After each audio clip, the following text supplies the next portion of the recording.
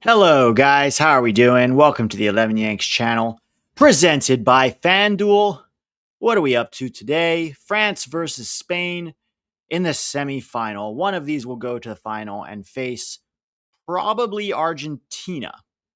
How are you guys doing? What's up? How's your Tuesday going? Start to the week. Did you guys check out the 2030 roster video prediction that I released this morning? Still lots of good content to go before we wrap up all of our World Cup coverage and post-mortem on the USMNT while also looking forward. Who we got? Who we got today? Let me put the poll up.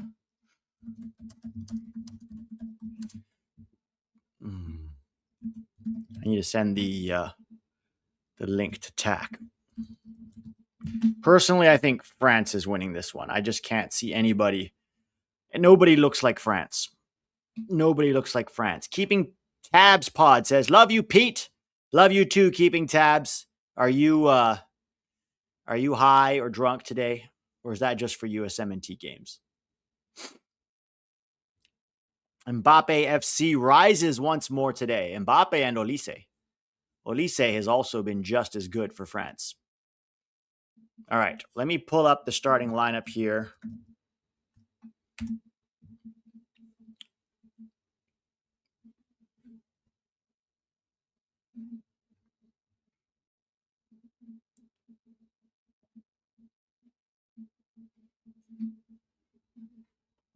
Yeah, everybody's got France in the chat. Everybody's got France. All right, let's check this out. We've got, for France, Mike Maignan in goal, Jules Koundé at right back, Lucas Digne at left back, William Saliba and Dayo Upamecano are the center back pairing. The double pivot is Rabiot and Tchouameni.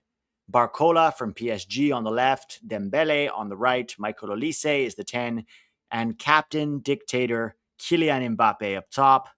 For Spain, pretty much the same lineup that faced Belgium in the quarterfinal. You got Unai Simon in goal, Pedro Porro on the right, Marc Cucurella on the left, Aymeric Laporte and Pau Cubarsí are the center back pairing. Cubarsi's 19 years old. You know, it's funny. I was talking about some 18-year-old center backs that are already playing professional minutes. And people are like, you can't even look at 18-year-old center backs. I don't think people realize that the world has changed. 18 and 19-year-old center backs are becoming a lot more common than they used to be. I can rattle off 5 off the top of my head that have been starting in the Bundesliga. Then you've got Fabian Ruiz, and Rodri are the double pivot. Dani Olmo, Baena on the left, Lamine Yamal on the right, and Mikel Oyarzabal up top. On the bench for both teams, you've got Bryce Samba and Robin Risser for France, Ibrahima Konate, Lucas Hernandez, Malo Gusto, Maxence Lacroix, Theo Hernandez, Kwadi Okone, N'Golo Kante, Ryan Cherki, Warren Emery, Desiree Doué, Jean-Philippe Mateta, Magnez Aquilouche, and Marcus Thuram. For the Spanish, you've got David Raya, Joan Garcia, Eric Garcia, Marc Pubil, Marcos Llorente. I don't know why I'm saying that in a French accent. Alejandro Grimaldo, Gavi, Martin Zubimendi, Mikel Merino. On the bench, despite scoring against Belgium, Pedri, Yermi Pino, Borja Iglesias, Ferran Torres, Nico Williams, and Victor Munoz. What do you think of Herc Gomez not wanting Poch to continue with the USMNT? Sebastian Salazar said the same thing as well. So I didn't see what they said, right? But I'd have to see what they said first of all. But my question would be, okay, well then who do you want that you think is better than Poch, right?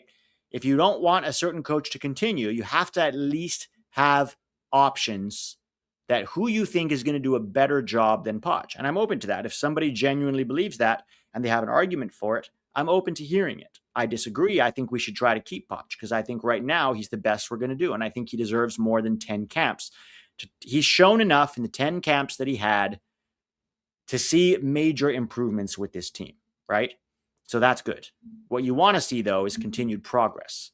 And if you give him more time, if he wants to stay, obviously, then you have to back him and you have to say, okay, continue with the progress that you've been doing because we need more of that. But if you think you can do better or that there's better out there, that's fine. But then tell me who.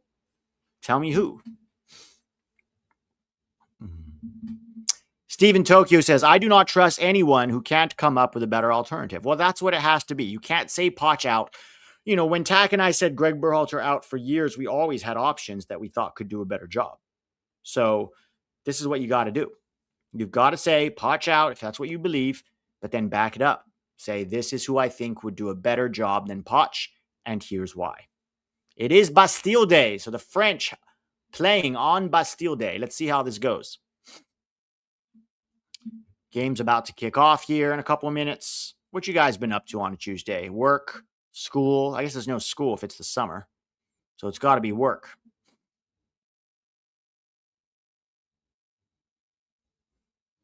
Russell Reeves says, let's go España.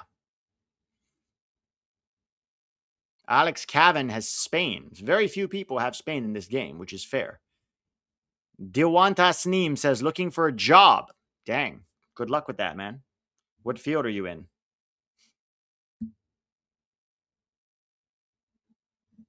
Went fishing. Nice. That's a great way to spend your Tuesday. Grad school summer class. Good for you. Working hard, building something. Good for you. Pete, founding/starting a soccer club. God help me. Oof. God help you indeed, Berlin Americana. But good for you, contributing something to the game in this country.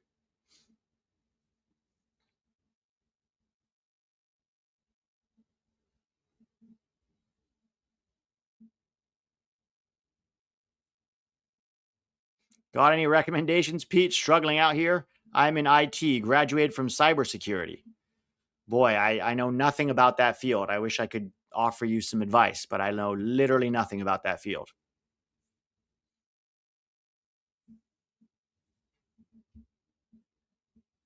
Working on my apprenticeship for pipe fitting.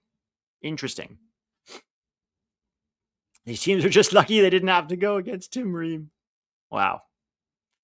Wow. Mr. should never play for the USMNT again. Thank you for your service. You had a good run, but it's time to go. Yes, and Ivan Barton is refereeing this game, guys. Ivan Barton. So we know we're in for a cracker of a game where Ivan Barton is somehow the main character, despite having all these world-class players on the field. What's up, Pete? Took the day off of work for this game. That's the spirit, Larry Flacco. Pete, what do you think of Fabian Hurtzeller as our next coach if Poch moves on? Also, what dual nats do you see coming on board? So Fabian Hurtzeller is at Brighton, right? And he's doing great work there. I don't think he's going to want to leave Brighton right now. He's in a good spot. He's winning a lot of plaudits for how the team is playing. He's pushing them. I don't think Fabian Hurtzeller is coming to the U.S. anytime soon. Anytime soon. It's called Soccer USMNT. Pete, it's Nate from the other streams. I listened to your advice. I made my channel only USMNT. Good for you, man. Also, thank you for everything you've done for this fan base. You're very welcome. Good for you. You're making content, right? Sometimes you just got to start. Sometimes people overthink it. They want everything to be perfect before they start. But sometimes you just got to start. All right, we've got another content creator. Look at this. A new groundswell of content creators coming up. Hey, Pete, it's Jason. Finally started making content here on YouTube and wanted to ask if you had some advice starting out. Equipment, hashtags. My advice for starting out, try to get some good equipment for sure, although I'm the last person to talk about quality equipment. But I would say, like I've said to other people, be yourself, right? Make it what you're passionate about. If you're passionate about soccer, if you're passionate about the US, whatever it is you're making, or whatever your content you're covering, make it about that, right? Don't try to be something you're not. You go, this is who I am, and just be authentic and you'll get better. You know, I learned on YouTube, right? People who saw my first YouTube video remember it was far from perfect, but I think people could sense the passion. And I think you have to just be yourself, be passionate, be authentic. Don't edit yourself too much. Just say what you honestly think, and don't worry too much about being wrong or right, right? The whole point of fandom is you have an opinion. You have an opinion and you're speaking it, and that's good. So keep doing that. Poch lost twice to Mexico. We had a streak against Mexico before, and as soon Poch coached against Mexico, he lost twice to them. That's fair, Julian. Game's about to kick off here, guys. I would say that you need to take that into context of everything that was going on, right? The first time Poch played Mexico, he had just come on board. It was literally his second game, okay? He was also coming off 6 years of Greg Berhalter, where the culture in the team was terrible. So that's one thing. Remember, Christian Pulisic also took that game off against Mexico. This guy's been resting his entire career. Not just the Gold Cup, but even that game against Mexico, he didn't want to play. And remember, he had to go home and rest. The second time he played Mexico, he did it with our B team at the Gold Cup. Once again, Christian Pulisic didn't want to be there. So you can look at results on their own, but I think you have to try to look at it in the context of what's going on and what it is that Poch was trying to fix. And I say this as somebody who was very critical of Poch, right? And if he gets, re-signed or he re-signs whatever, I'm going to continue to be critical of him because we're trying to make progress here. Steven Spada, Balo said that the lifting of this March suspension affected the team. Yeah, I'm sure it did. I think they didn't know how to feel.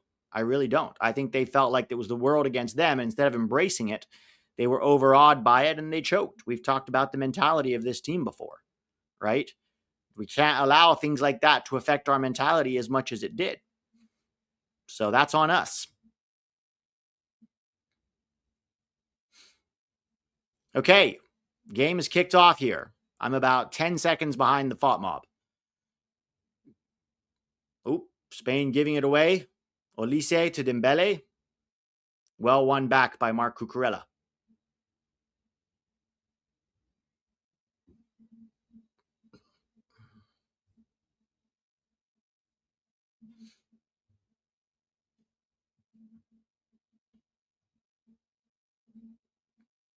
Ooh. Unai Simon. Unai Simon goes long. Can't beat the French defender. The French win it back and they reset. How does Barton get picked to ref this game? It makes no sense, LOL. I'm with you. I don't know how this guy keeps getting assignments when he's so clearly a terrible referee. Oh, let me send the link to TAC.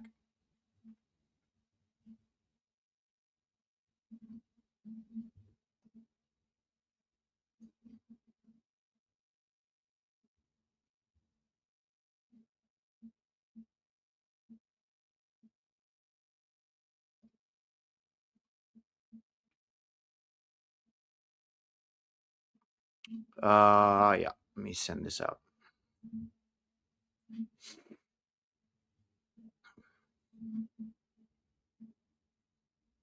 All right, Spain coming down the right, Lamine Yamal.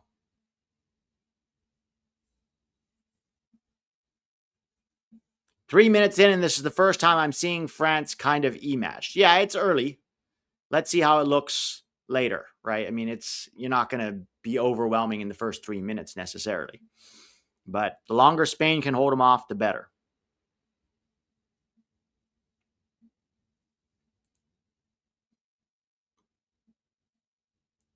Oh, bad giveaway by France, but they win it back. Michael Olise. Ousmane Dembele with the cross. Oh, given away. Lamine Yamal.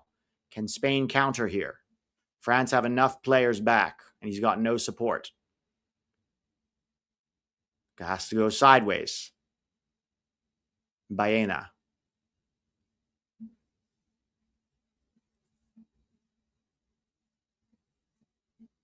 Very slow from Spain right now. Very measured. Sometimes as teams get further and further in the tournament, they get more and more risk averse. So it doesn't always lead to the best games.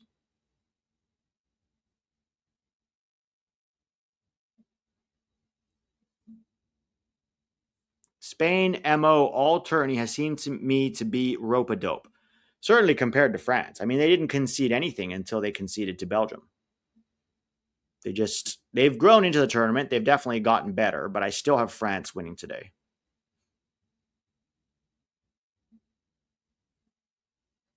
Why no more CONCACAF Council?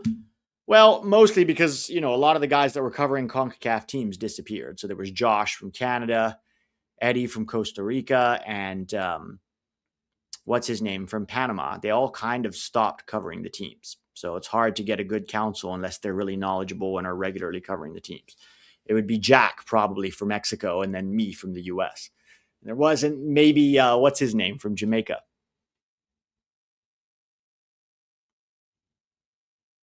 Spain can't even get into France's final third. Mbappe?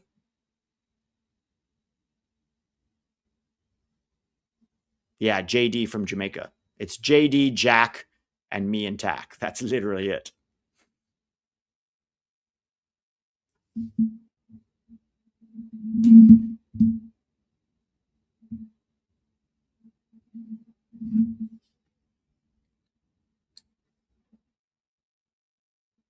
Barcola, corner for France. 6 minute.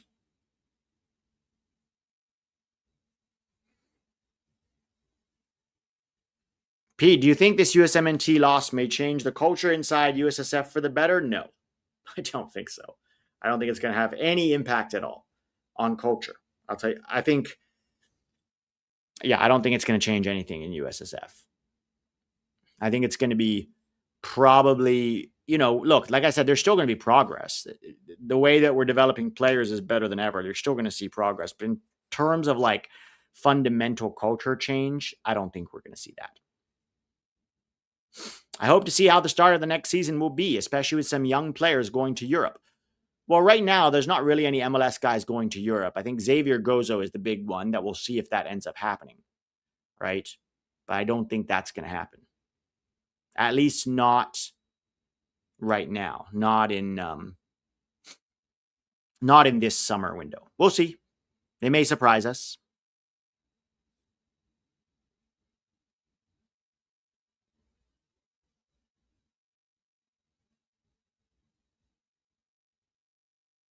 Oh, Rutvig, I've got news for you. Oh, the worst sports federation run in the USA. I thought you were talking about the worst football federation in the world. I'll say this, guys. You go to almost any federation in the world and the corruption is palpable. The U.S. Soccer Federation is not alone in being a corrupt federation. It's really not. A lot of teams have terrible federation. Look at the Brazilian Federation. Disaster, right? They just happen to have a lot better players than us, so a lot of the problems get papered up. Incredible Stan. All right, let's see if I can read this properly. Allez les Bleus! En route pour la troisième étoile. I know this much. Let's go the Blues on the way to, I don't know the last two words.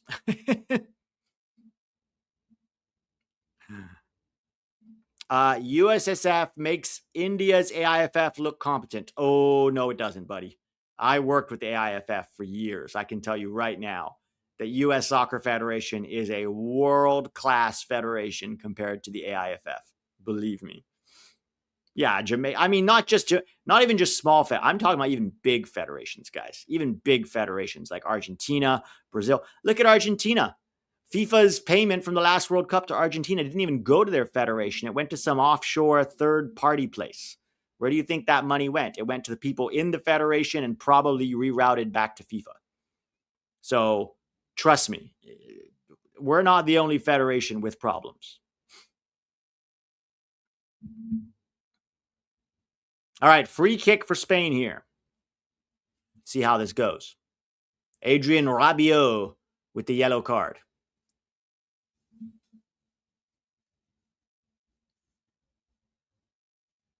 Yeah, the German FA is having all kinds of problems right now. Believe me, it's not just us. Oftentimes, the quality of the player pool tends to paper over the problems at a federation. So if you can take any comfort, it's that we're not the only ones. I'm not justifying it. I'm not saying we shouldn't continue to push for change. We should. But it's definitely not just us. Who decided Barton would ref this game? Why? FIFA. That's why. One word. FIFA. What did you think of the ball deflecting off the camera wire and FIFA's response? Yeah, I mean, she should have stopped the game and it should have been awarded a drop kick because it affected the game. I didn't see FIFA's response, Jeff, but for sure, that was a big problem. What's Ivan Barton doing now? He's just spraying. It's like every time you see him, you're like, what nonsense is he going to do next? You just don't know. It's entertaining for sure. He forgot the spray. All right, free kick for Spain here.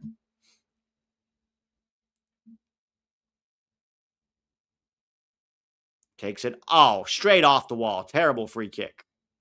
Oh, Yamal. Up. France cleared. Spain still have it at the edge of the box. Blocked by Barcola.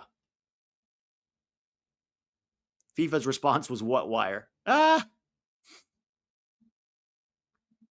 They said it didn't touch the wire. It's very clearly touched the wire. We could all see it touch the wire. They said it didn't happen. Bro, do they think fans are stupid? Like we don't have eyes? We're blind. Imagine like in the final, France versus Argentina, and the referee sends off every single French player. And then FIFA's like, that's never happened. People are exaggerating. He only sent off 10 of the 11 players.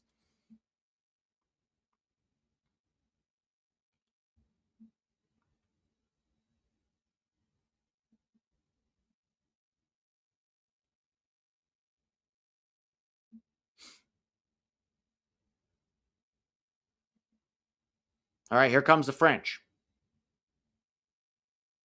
Upamecano.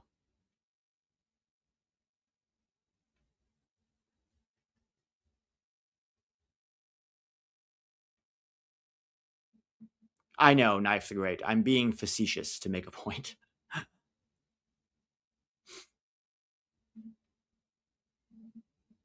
Is my queen Ketia the new Pierluigi Collina? I like her. I think she's a very good referee. I don't know why she doesn't have more high profile games. I like Ketia. Katia, not Ketia. Katia. Katia is a very good referee. I don't know why she doesn't get more games.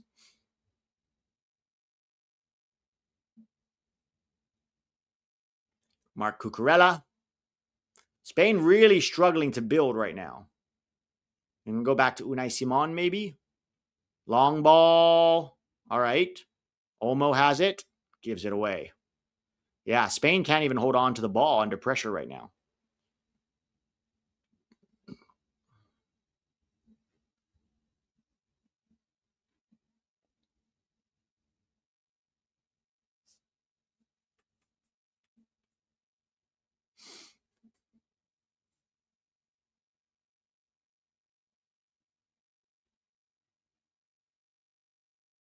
Ball over the top. Brought down.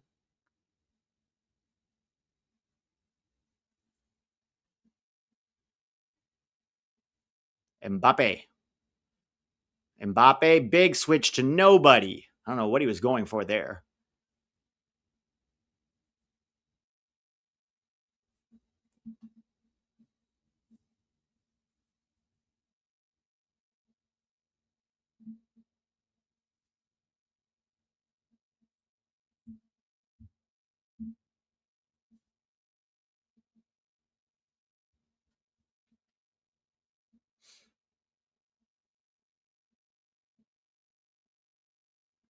Dani Olmo.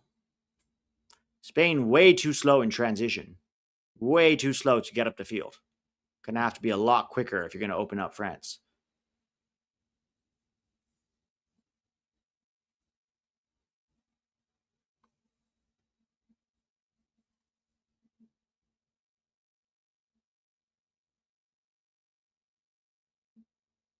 Cucurella. He's got Baena with him.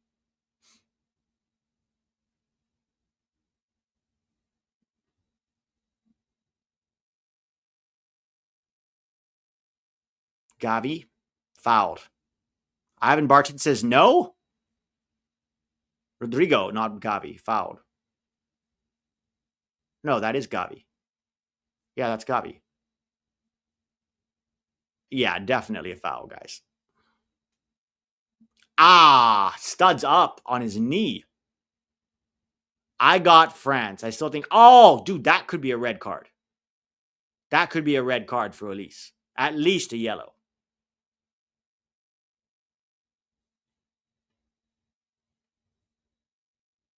Not even a yellow?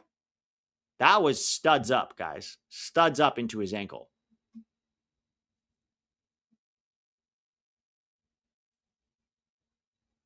Are we just going to pretend that never happened? Baena's cross is blocked. Great touch there. Big switch from Dembele. Oh my God, what a pass from Dembele. Oh my God, here comes Barcola. No, it's Mbappe. Mbappe. Spain recover quickly. Oh my God, France. This France team looks dangerous every time they attack. Michael Olise wins a corner. Barton forgot the cards. That's a beautiful pass from Dembele. I don't know why Kubarsi didn't just cut that out. He could have gotten a foot to that. France play it short. Cross is blocked.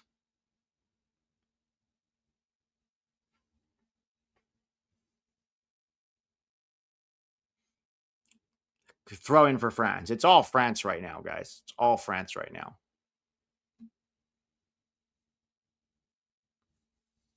France attack is Brazil 2002. Yeah. Yeah, it really is.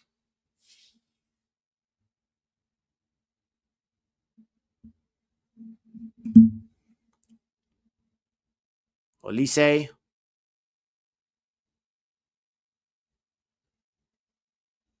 Upamecano.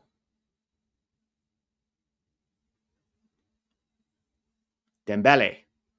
Running run v1. Cross. All the way out. Great touch. It's all France right now, guys. It's all France. Headed out. Throw in for France. Didier Deschamps.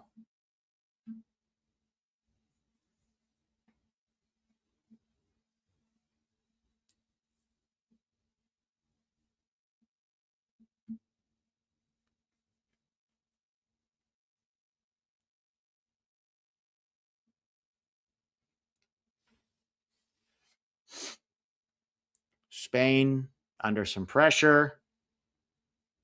Laporte. It's funny, it was such a very French name. Laporte is playing for Spain. Aymeric Laporte.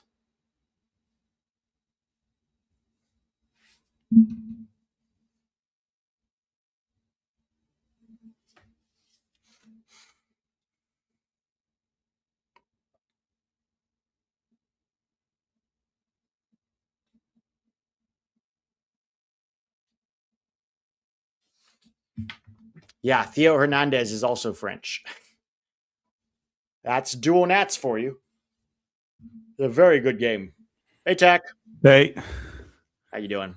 good. Yeah, Who you the got level. today? Sorry, what? Who you got today?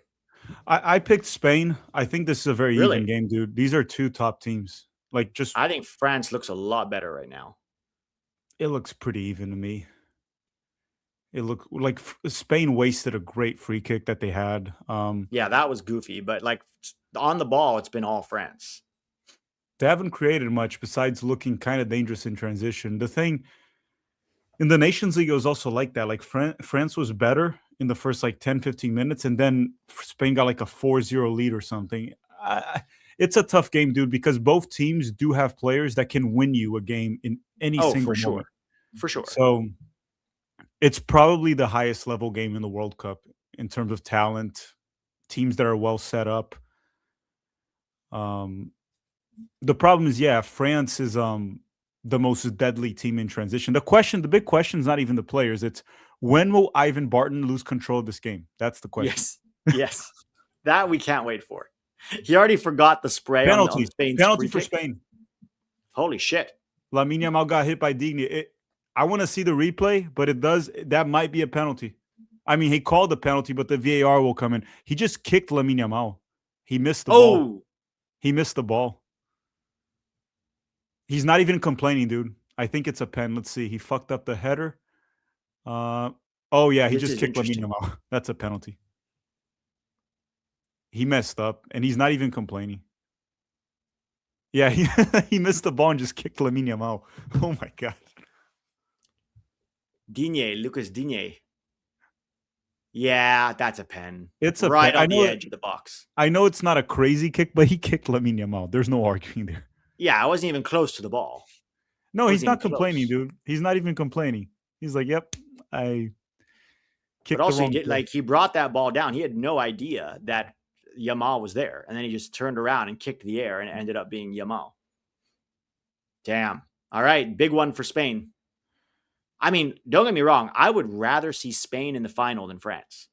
My only thing is, I think France is not the only team. Any team can beat Argentina, but France could usurp bad calls to beat Argentina. Hopefully, Spain can too. Yeah, I think Argentina's gonna lose tomorrow. You think so, huh? I think You don't so. think there's going to be some questionable calls for Messi? Well, that's the problem, right?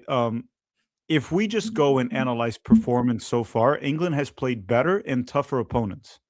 Yes. I also think England has better players out wide, and in central positions, Jude and Kane are better than the Argentine players right now, besides Messi. Yeah. But Messi last game against Switzerland, he looked gassed, dude. Did you see the 1v1 he missed with the goalkeeper? He was gassed. Yeah, no, Messi. he's old too. Like, So I haven't seen anything from Argentina. I mean, as long as the ref is fair, England should England win could it. win that. So it could be a Euro final repeat. Spain Yeah, versus England. yeah. Yeah, we'll see. Like this penalty kick's a crucial moment right now. Um, Yeah. Spain taking the lead is big here. Also missing will change the momentum of this completely, Yeah. all the way to France. So this is a big moment of the game here. I mean, this doesn't win the game for Spain. There's still a lot of game to be played, but this is a crucial moment right now. Okay, don't spoil it for me. Yeah, you might want to remove the facts right there. I'm going to move the chat. Yeah, yeah. It happened already. I'm not spoiling what happened. Okay.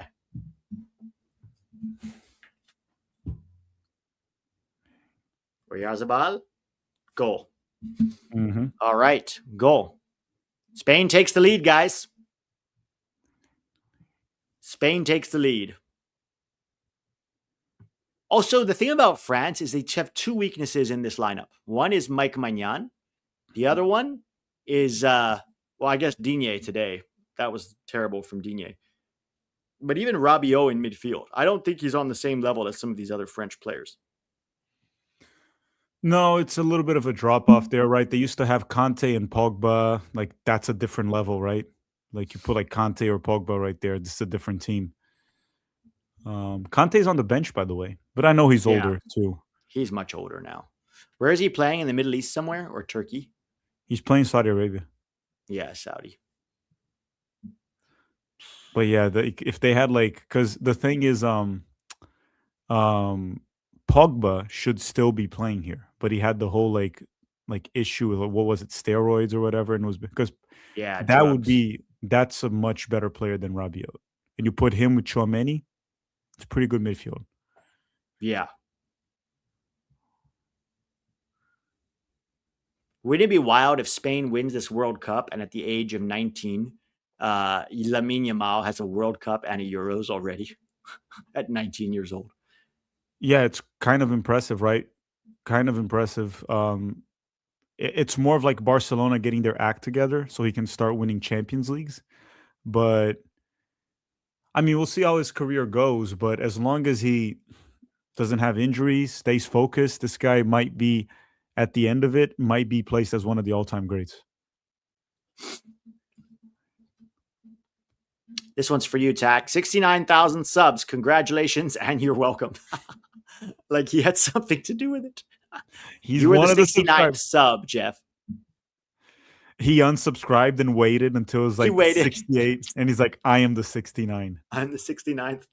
And he's walking around telling everyone he's 69 my channel. He's 60. He's walking around in the streets and telling everyone that.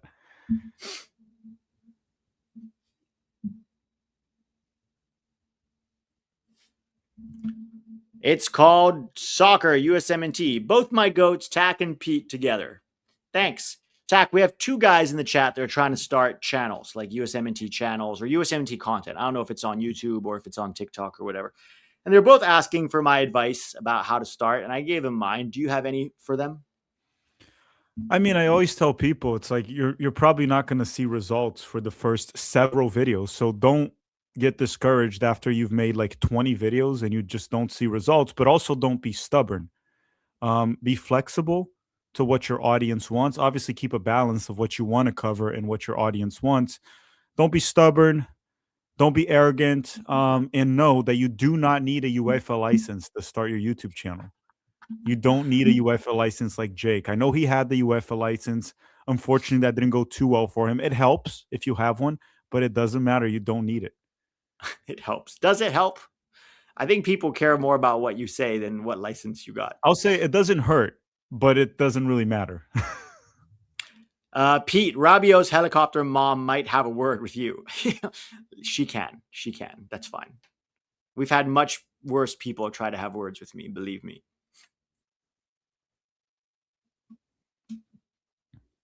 All right.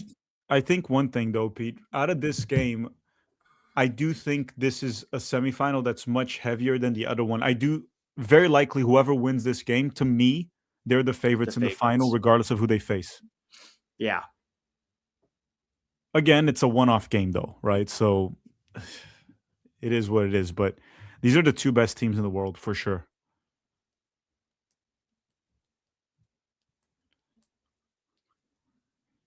My question for Argentina is, what are they going to do when Messi retires? Because literally, they're still relying on him a lot this World Cup, right? It's been all Messi. Without Messi, are they even a top 10 team in the world anymore? They're always going to be tough to beat, but it's tough, right? Because you all of a sudden have to start building around other guys like a Julian Alvarez. And maybe you'll get the best out of those guys, but you're probably not a title contender anymore, right? You're probably more, I'm trying to think, like maybe current Brazil level. That's probably what they're going to be. Even though I think Brazil might have better players. Too. Yeah, Brazil might have better Brazil players. Actually had to play tough opponents, right? They had to play Morocco. Then they had to play they're probably Colombia when Messi leaves. That's what they are. Yes. Maybe worse. Like Luis Diaz is better than any player in their team besides Messi. That's what I'm saying.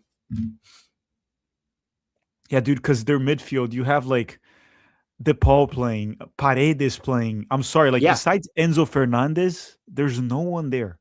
Thiago Almada is playing, dude. I'm sorry, that's not a great player. No. Otamendi played last game, dude. Otamendi. Yeah, it's wild. They're still relying a lot on guys from 4 years ago that were already old 4 years ago. Now they're even older. They were considering bringing Di Maria back for this World Cup. That's wild to me.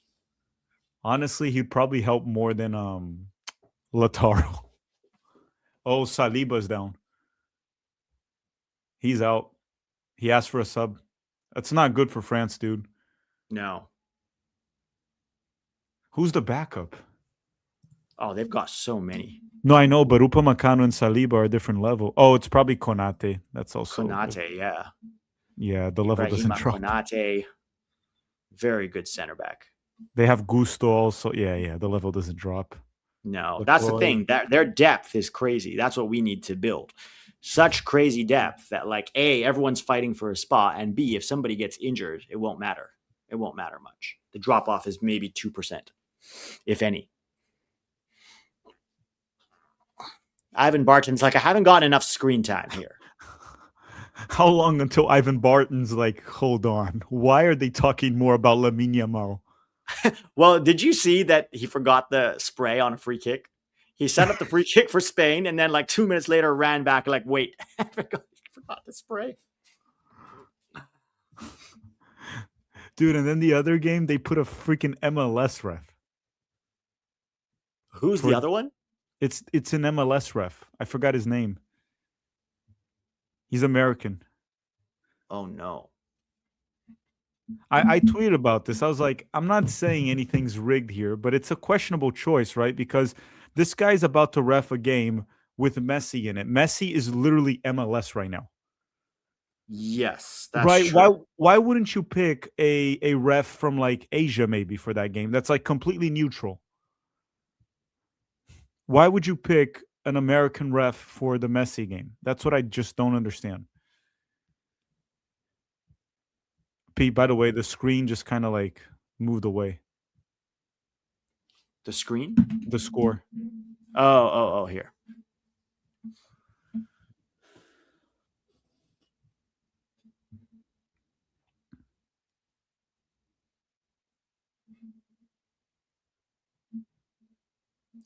What do you think about this, Tack? World Cup with 64 teams every 2 years. I didn't see anything about every 2 years. I saw every 4 years. Yeah, I didn't see it every 2 years. The problem with every 2 years is how do you do qualifiers, right? Right, and also my only so look when we talk about 64 teams, here are my main concerns. One, World Cup qualifying pretty much dies with the big teams, right? Like it's Yeah. meaningless. Everyone's going to qualify. Even Italy's going to qualify. And the Yes. other issue that I have is like, how long is the World Cup going to be? This World Cup was already the longest one at 39 days. If you go to 64, what are we going to have? Like a 45-day World Cup? Look, I'm okay with that. I love it. But what about Yeah. club soccer? How does that affect it? That's my question with that. Every 2 years, how would World Cup qualifying work? We would end a World Cup and World Cup qualifying is like right after. Like, how would that work? Right? It almost becomes like a league. You'd have to get rid of Nations League for sure. You just And have to also get the rid of Nations continental League. cups would be dead, dude. The Euros, Copa America, all of that would die. They would all have to be in the other year, right? The alternate year. Almost like as qualifiers, right? Yeah. Unless you use the Continental Cups as qualifiers. That's the only thing that could work. But then think about Gold Cup.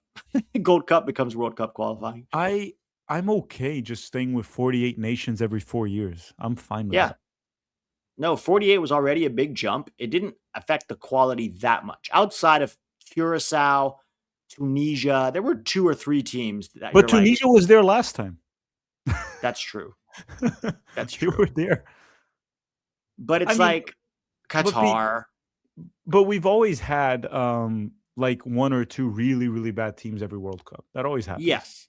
Yeah, they were saying it was going to be blowout after blowout, right?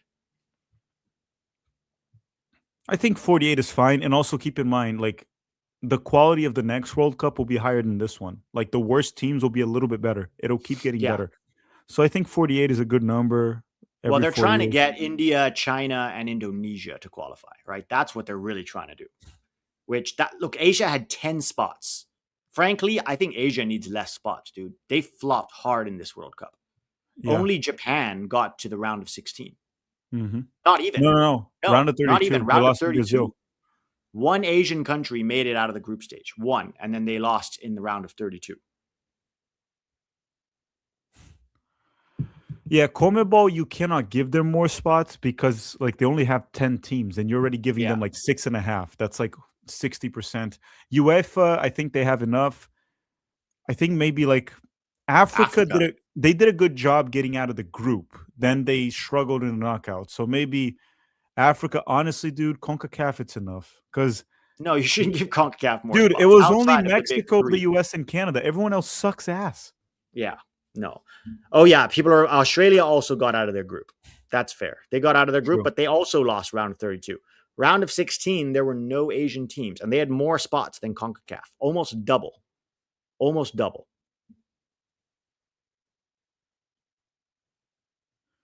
Yeah, Japan got a bit unlucky with the matchup, obviously, but still. Um, Yeah. I mean, South Australia Korea was the big disappointment. Australia got a favorable matchup. They were playing Egypt. Yeah. And they They couldn't didn't even win. win that one. They also couldn't beat the US, and they couldn't beat Paraguay.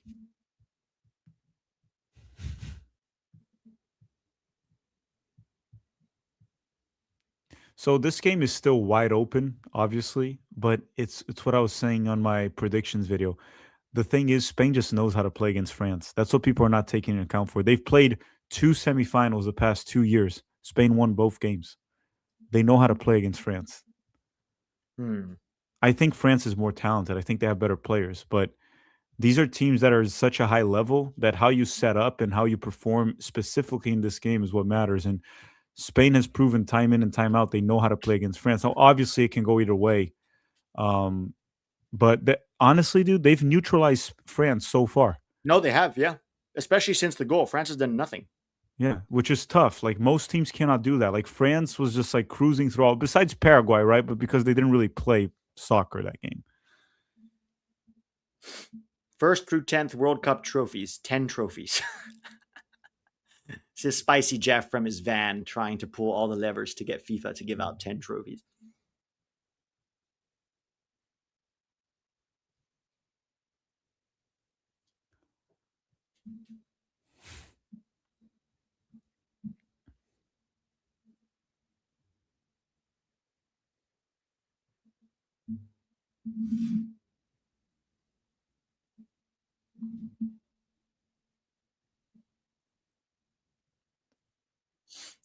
Dude, there are people saying that it wasn't a penalty kick on Lamine Yamal. It's like I'm seeing this on X. It's like, guys, we can argue it's like a soft kick, right? Digne didn't really blast him with his foot, but you kicked the player. You missed the ball, right? It's like, did Lamine Yamal have to fall? No, he probably just leaned into that, but you freaking kicked the player and not the ball. Yeah. That's a Yeah. penalty.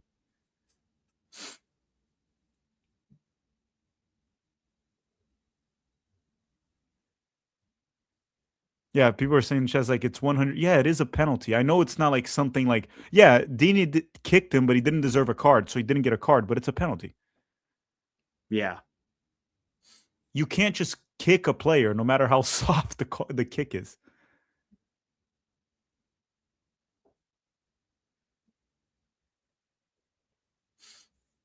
Oh, they're saying check the location of the. Yeah, you're right. The X accounts are probably from France. I forgot about that. Yes. Or Nigeria. Or Africa. It's Yeah. always Nigeria, dude. Every time there's something controversial on X and you click on the account, they're just it's trying to go Nigeria. viral. They're just trying to be controversial to go viral.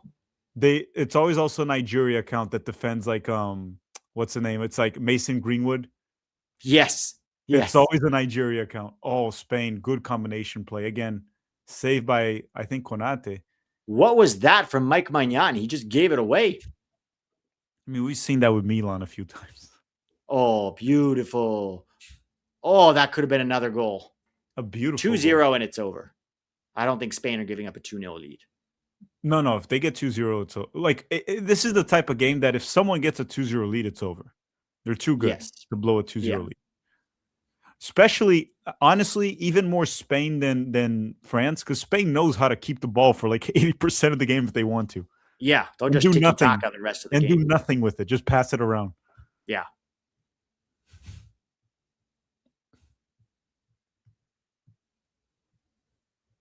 But Spain does have to try to get the second goal because France, all it takes is one moment.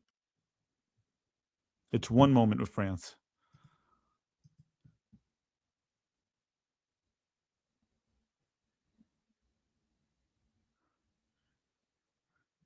I'm surprised Ivan Barton hasn't done anything stupid so far. Yeah, he's been kind of quiet in this game. Maybe he's trying to get the final. Can you imagine they give him the final? Oh my God. And that's where he loses control. Completely loses it, awards a goal to himself. It's just like he heads it in. He heads it in. And 5 red cards. 5 red cards. He gives the red card to a random like fan who's like, you just take a red right there. Some fan is yelling at him, so he gives him a red. In all World Cup matches, CONCACAF 12-1-1 over AFC. Yeah, I agree. I mean, look, you have to remember, in all World Cup matches, it's mostly the USA. In the past, USA, Mexico, and Costa Rica, right? Sometimes Panama. Now Canada's there too. Time for us to make France and Spain the 51st and 52nd states. That's how we get good at soccer. All we have to do, guys, is copy the French model. You don't even need to copy the Spanish model. Copy the French model, right? Incredibly athletic young players getting incredible technical training and playing in the streets, playing with their friends in the back streets of Paris, in the suburbs for like literally their whole lives. And then at 12, 13, going into elite French academies that know how to develop players. They also had a national academy for a while in Paris. Clairefontaine. Yeah. The problem is I don't trust U.S. soccer to do a national academy here. No. We had Well, it in they had one. IMG, right? They had one, IMG. right? IMG. And then they disbanded it to let the MLS teams take over. Honestly, the development was a little bit better, actually. It was better. It was better. You know who needs that right now more than ever? Brazil. Canada. No, Oh, Brazil. Brazil. They need like because they have talent there, right? But they need to start finding that talent and developing them mentally, properly. Some identity that Brazil has lost, and Brazil has the infrastructure. I mean, if you ever go to Brazil with me, I want to take you there to Teresópolis, the headquarter of the Brazil national team. It's like the most beautiful thing you'll see in your life. It looks like Switzerland. It's in the mountains. They have like a bunch of beautiful fields. Look up Granja Comari. They have it already, but they never Mm, use it. yeah. We You can know, I was take Spicy talking. Jeff there. What? Take Spicy Jeff. Take I'm good. Spicy Jeff there. No, I'm I'm good good. too. We were talking about corrupt federations because people were complaining about U.S. soccer and how we're the most corrupt federation in the world. I was like, trust me, guys, U.S. soccer is bad. It's not even close. It's not even close, guys. I mean, guys, for starters, I'm just gonna name two from the top of my head that are way worse. Jamaica, it's Yes, not close. And honestly, Brazil, listen to this. yes. Brazil, out of the 7 last presidents of the Brazilian Federation, 5 of them were removed, banned from football, or arrested. 5 out of the last 7. That's the thing is you don't actually need a competent federation to be a footballing nation. You need culture. That's what you really need. Yeah, the Brazilian Federation is honestly worse than the American one. Oh, Oh yeah, Mbappe,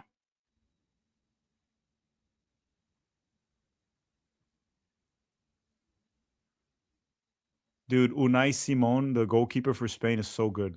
Such a good goalkeeper. oh, he was off.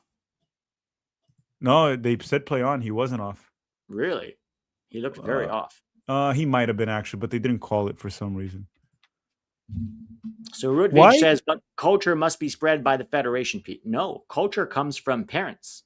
It comes from it's not something you can create. Culture, right? You can encourage culture for sure, but culture comes from honestly. You see, we already have culture in the U.S. A lot of it comes with immigrant parents. Those No, ones but who love soccer, who come I from think soccer loving countries. I think the federation can do a better job of what you just said, encouraging it. They can definitely encourage it, and they can definitely put in best practice to take advantage of culture that is there. Actually, we already have a lot of soccer culture in this country. They're just largely excluded from the game. That's the problem. Yeah, I think the federation does a very bad job in capitalizing off things and actually marketing the team properly to Americans and community outreach. I think we do a terrible job with that. Yeah. But yes, like ultimately culture is something that they could educate the parents more. Like the whole thing that Tom Byer talks about, that is something that the federation could educate parents more of like Yes. soccer has to start at home, parents. It has to start at home. Give your son, your daughter a ball when they're like 3 years old. Let them play. Let them Yeah. play. Because a lot of the American kids, they don't really start playing soccer until they're like 7. And it's Yeah. usually like in a like travel team setup, which is just dumb. And 3 times a week, right? It doesn't work. No. No. No. And a lot of coaching telling them to pass the ball. Pass the ball. Get big. Open up. Shoot. Good. Pass. They're not encouraged skills. They don't develop skills, guys. And the thing about developing skills, it's honestly just kind of like you gotta let at the early ages, you just have to let them play at the early ages. Look at I Ivan. He's remember starting to lose control, dude. Ivan Barton. He's starting to lose already. control. Yes. It's just a matter of time. He's starting to lose control.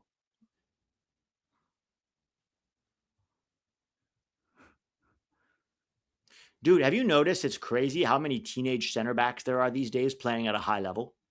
Like if you go 10 years ago, teenage center backs was kind of unheard of, right? They wouldn't really break through until 21, 22. This Pau Kubarsi is 19 years old, starter for Spain. There's like 5 teenage center backs in the Bundesliga, right? Yeah, It's they're kind of, developing earlier. they're developing a lot earlier now.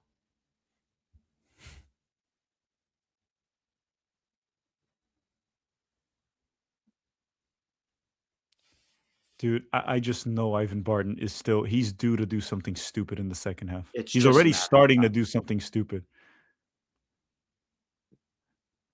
Didn't call the offside there. Look, the game is starting to get aggressive. Look at Rabiot's tackle right now. You're about to see it. It's starting to get aggressive, and he's not like the thing with him is like he doesn't give out yellows, right? He waits and then he just starts giving He just reds hands to out everyone. reds to everybody. He's like Oprah. You get a red. You get a Yeah. red. Yes, he starts to lose control of the game because of that. It's going to happen.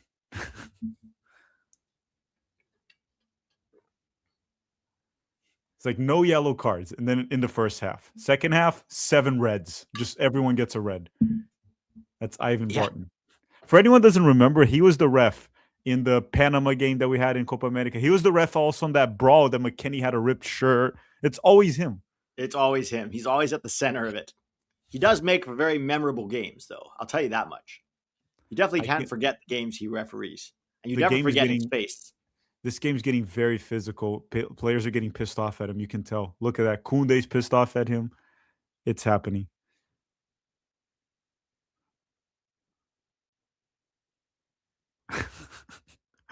And we're still in the first half, dude. It's gonna get tense in the second.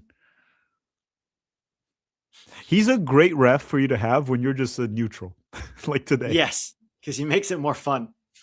Maybe that's why they put him there. They were like, listen, if whatever happens in the game, we know Ivan Barton's going to be entertaining.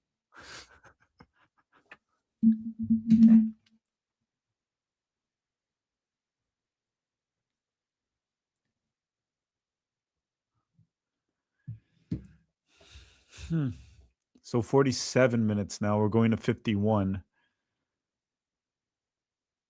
Did you see here? France's record when they're down 1-0 at halftime in a World Cup. They are in 12 games. They have tied 1 and lost 11. Who? France has never come back from a 1-0 deficit in World Cup history when they're down at halftime. Dang. In 12 games. 1 draw and 11 losses. I mean, of course, different game. Nothing matters from the past, but it's just something to keep in mind.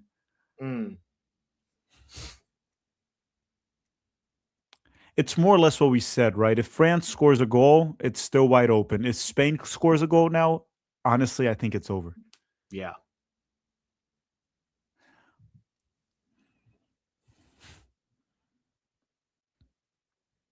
And here's a big difference also between Spain and like other teams in the World Cup. They scored against France. They're not sitting back. They're playing the same way. No. They're not going to sit back.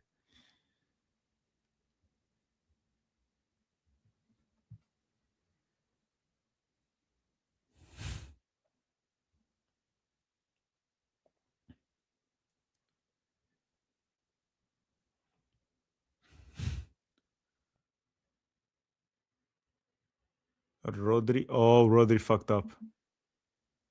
Nope, but they cleaned it up. Rodri looks like a player from the 80s, dude. Yes, he does. Shirt He's a tucked tucked-in in. shirt. Yeah, no, the way he plays too. He's like slow with the ball, finds the right pass. Just looks like a player. Oh my god, a bad giveaway from Unai Simon. The goalkeepers are having some bad giveaways today.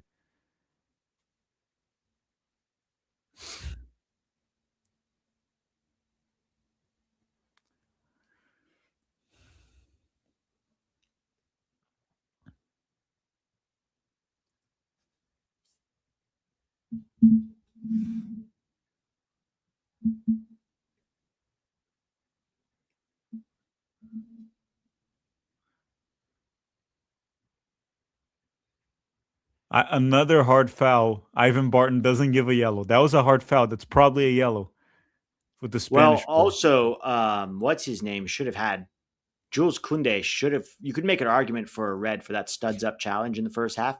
Didn't even get a yellow. No. Right on Rodri's ankle, studs up. Oh yeah, you're right. He twisted his ankle actually, Rodri. Twisted it. Didn't even get a yellow. No, dude, that's Ivan Barton being introduced to the world here. He gave Cucurella and Rabiot a yellow so far.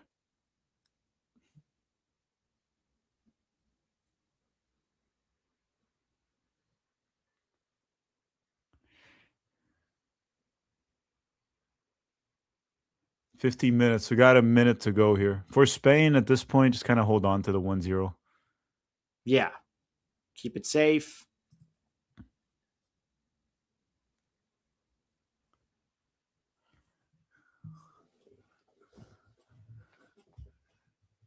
So if Ivan Barton and the MLS ref are in the semifinals, does that mean they're 100% out of the final? How does that work? Do you know? I actually have no idea. I think FIFA assigns it late. I don't really look too much into how they assign their referees. Well, it's something that I'm really curious about because I'm trying to figure out how's Ivan Barton here. How's he in the World Cup in general, right? That's the No, first that's thing. wild. That's wild. He shouldn't even be in CONCACAF, to be honest. He should be doing youth soccer. No, dude, he'll get into brawls with like soccer dads. Yeah, or the kids. He Yeah. starts punching children. He should be in the TST. I think that would be okay for him.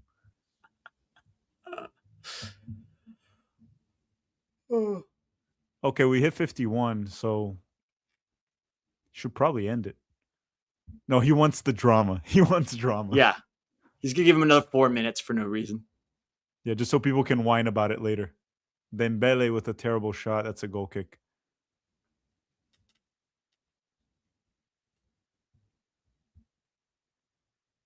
He ends the first half. Okay, Ivan Barton, you started to lose control a little bit, but it wasn't the worst half of your career for sure.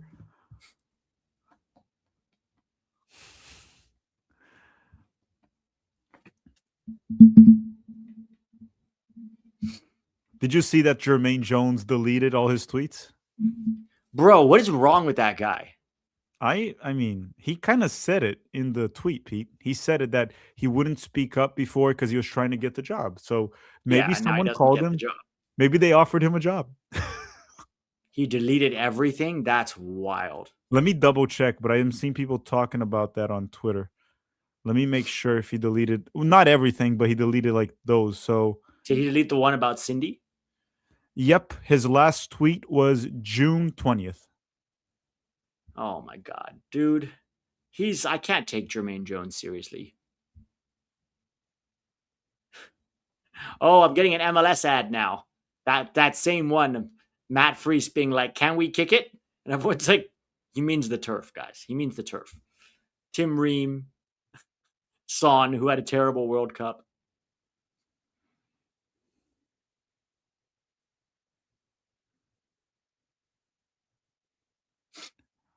Bro, this MLS ad is so cringe.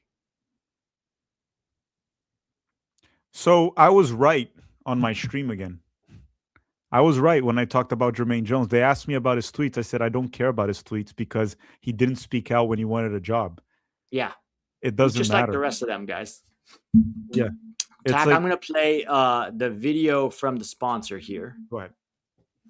and then I'll be right back.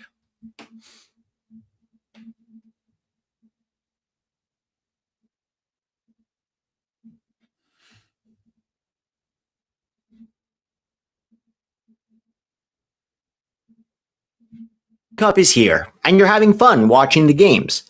But while you're watching the games, you're also being tracked. It's intrusive, especially during a time as personal as supporting your team. This is where Proton VPN comes in. Who you watch and what you watch and how you watch it is nobody's business but yours. So having a VPN like Proton can really help you. It has IP address protection, which hides your IP in order to reduce tracking. Their no logs policy means they don't store or track your activity. It's open source, which is transparent, independently verified security. It's also based out of Switzerland, which has some of the strictest privacy laws in the world. Now, I have an offer for the viewers of 11 Yanks. You can get a 50% discount off a 1-month subscription to Proton VPN using my code. Or you can get a 65% discount for a plus 12 months with VPN and a 70% discount if you sign up for 24 months or more. You can click the link in the description below, protonvpn.com/11yanks to take advantage of this discount. Thank you to Proton VPN.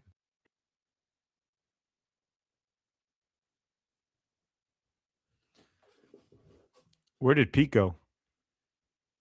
We lost Pete. And now it's just me and a Proton VPN on screen.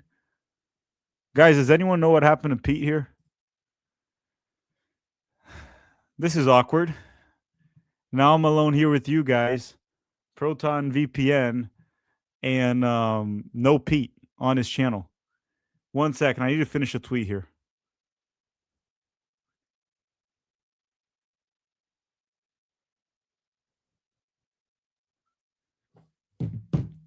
Okay, so I guess it's my channel now. We've lost Pete. Oh no, he's I'm back. back. I'm back. I'm back. All right, let's Okay. pull this off. I'm Put this just back I'm on. just on Twitter defending the game because I've seen a lot of people saying that it's rigged, the penalty and the red card they didn't give. I'm just telling people this game is 100% not rigged. Ivan Barton's just bad. Like this Yeah, game, it's not rigged, guys. no, Ivan Barton is always like this. He's actually doing less worse this game than his normal self. Yeah, he's actually for him. This is a good game. Yeah, it's He not hasn't made it rigged. all about him yet. It's not rigged. He's just bad. All right, let's look at the stats here. So Spain have had more of the ball. They have a better XG at 0.99. France is 0.04. That means they've created almost nothing. 5 shots to 2, one shot on target. 0.99, 0.75 is the penalty, right? So both didn't create that much. Sure. But they definitely have had a lot more of the ball. They've had more shots on target. 2 big chances as opposed to 0 for France. And they missed that big one that was a nice combination play with Olmo and Yamal. How old is Danny Olmo now? 29 probably. 29, yeah. 28, 29. He's in his prime.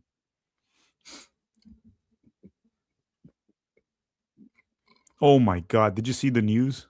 Cristiano Ronaldo's actually not retiring from the national team. Oh my God. He's going to be there at 45 years old. He's going to play in the Euros. Already the new Portugal coach was like, I love working with Cristiano. It's like, oh God. Yeah, it's like, oh my God, dude. He's gonna be there in the next Euro for sure. It's gonna happen. You know who I'm waiting for to fucking retire is Tim Ream.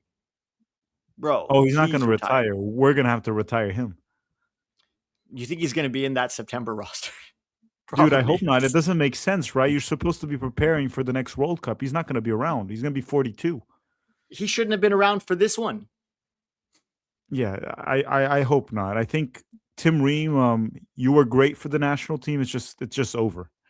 Yes, it's over. Otherwise, the problem is you're going to go out like Omar Gonzalez. You're going to go out in shame because you're just going to keep getting worse. Jeff says, I have to get rid of my dolls or move out of my parents' basement. What happened to your van, Spicy Jeff? Got that van to move into.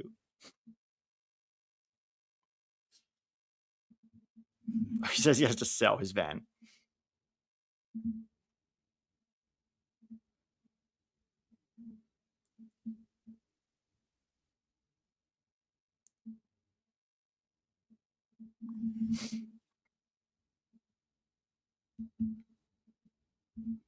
Did you see that they made an AI video of like Neymar talking to his young self about like playing into in the 2030 World Cup, and then Neymar like liked it and replied with like an emoji, and then people are like, "Oh God, no!" Like, can people just like, guys?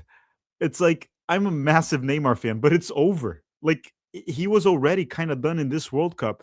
4 years from now, like he'll be actually 38 and his body can't even handle it. And honestly, I don't even know how much he wants to. And then people made an AI video and now they made one for Cristiano Ronaldo to play the next one. I was like, guys, oh my God. Guys, please. Ronaldo's 45 at the next World Cup. Can we stop? It's just going to become like a Legends tournament. Let me ask you one thing. Let me ask you one thing. Would you be surprised if he's there as like a backup for Portugal?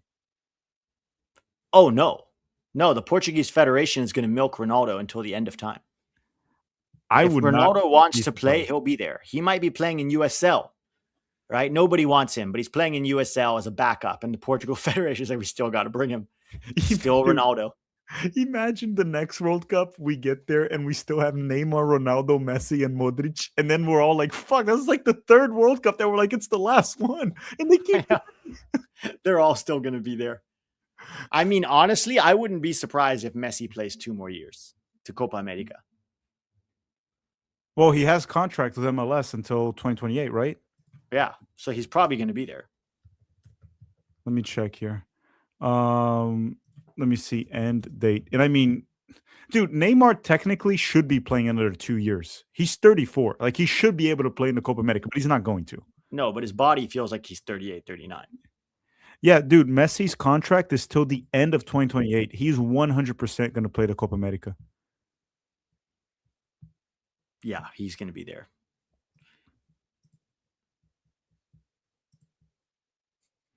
They're saying, Tack, Pete, is it true that you guys will give up on covering the USA for the 2030 World Cup site? We never said that.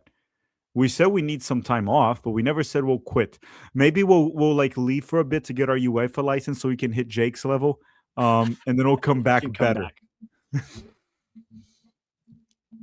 Raul says, sitting here with Europeans at the game and they're getting the Ivan Barton experience. It's confusing them. Yeah, tell them welcome to CONCACAF. This is what we have to deal with all the time. We're just getting it now. We have to deal with this all the time. Yeah, are you at the game, Raul? That's a great game to be at if you are. I hope you're having a blast. Olise shouldn't be even on the field. Studs up. Yeah, it was Olise, not Kunde. It was Olise who did the studs up on, it was, what's his name? Rodri.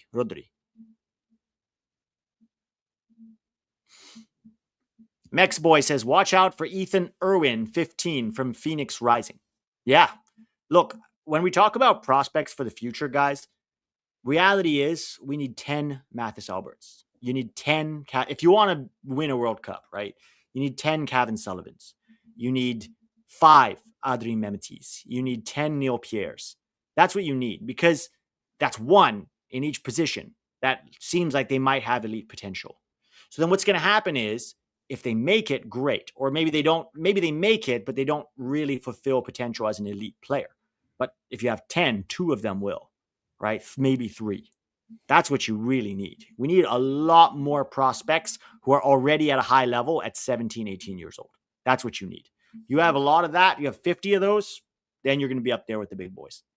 Did you see that kid Moya from Gladbach that replaced Gio in the lineup is leaving Germany? He played for all of Germany's youth teams, and he's going to go represent Morocco. Really? Yeah. Morocco has some strong pull, don't they? They do. And if you look at this Morocco team, there was a lot of young players on this team. Some of them that played in the Under-20 World Cup. I think Morocco is just going to continue to get better. Yeah. So this is a great question. M. King, are you guys covering the CONCACAF Under-20 tournament, which starts in 2 weeks? So during the group stage, we're both going to be on vacation. So we're not going to cover the group stage. Maybe when we get back, we'll cover the semifinal and or the final. When is that? Also, when is the semifinal and final? I don't know. I think it's first week of August. Let me see. I'll check. So I looked at the group stage, all the group stage games of the last 10 days of July. Yeah, July 31st is the last one. We're definitely not going to be covering that, but maybe we'll see. I mean, let's see also who's on the roster. Is it interesting players or is it just like academy kids? I think it's going to be mostly academy kids because a lot of these MLS teams are not going to release their under-20 players. When is the roster out, dude? They play in 10 days. Yeah, I don't know. It's very U.S. soccer to release it like 3 days before. And Jason Kreis is in charge. They play in 10 days. Like, it's not like they have to get together in 10 days. They play a game in 10 days. Maybe for the knockouts, guys. Maybe for the knockouts, right? Because this is the World Cup qualifying for next year. I'm going to do a video, guys, on the schedule for the U.S. Like youth teams and senior teams for the next year, right? So talking about what games we're playing. We have the Under-17 World Cup, and then also Nations League, friendlies, etc. Just so you have a handle on what to keep track of for the next year.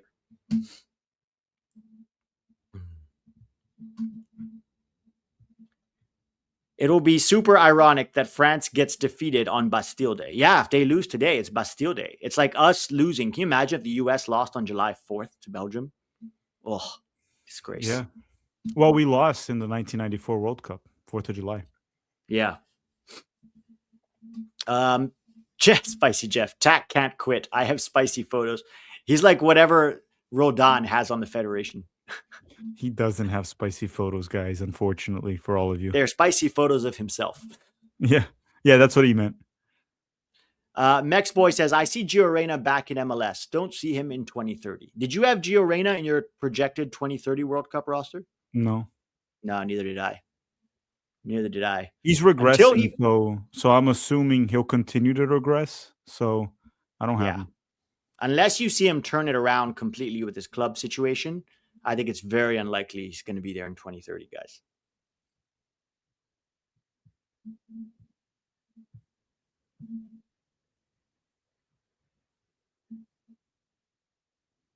I wonder when we're going to hear about Copa America.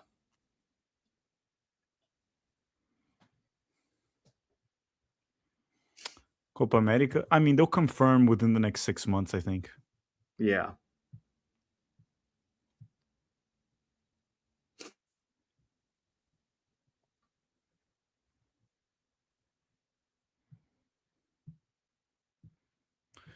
So second half should start in what? A couple minutes here. Yeah. They're saying, who do you guys think is going to be the next Italy head coach?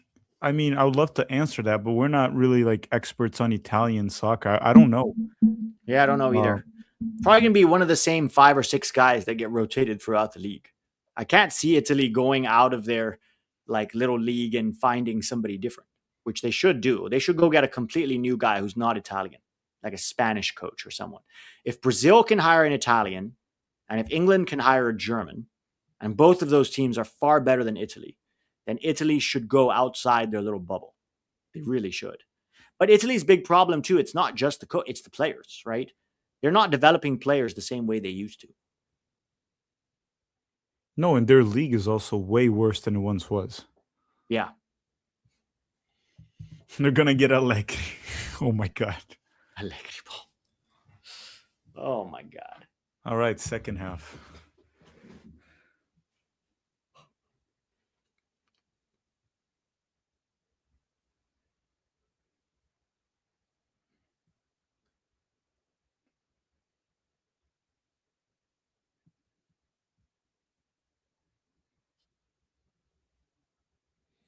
All right, here comes the French. Yeah, it Second half started is for kicked me. off.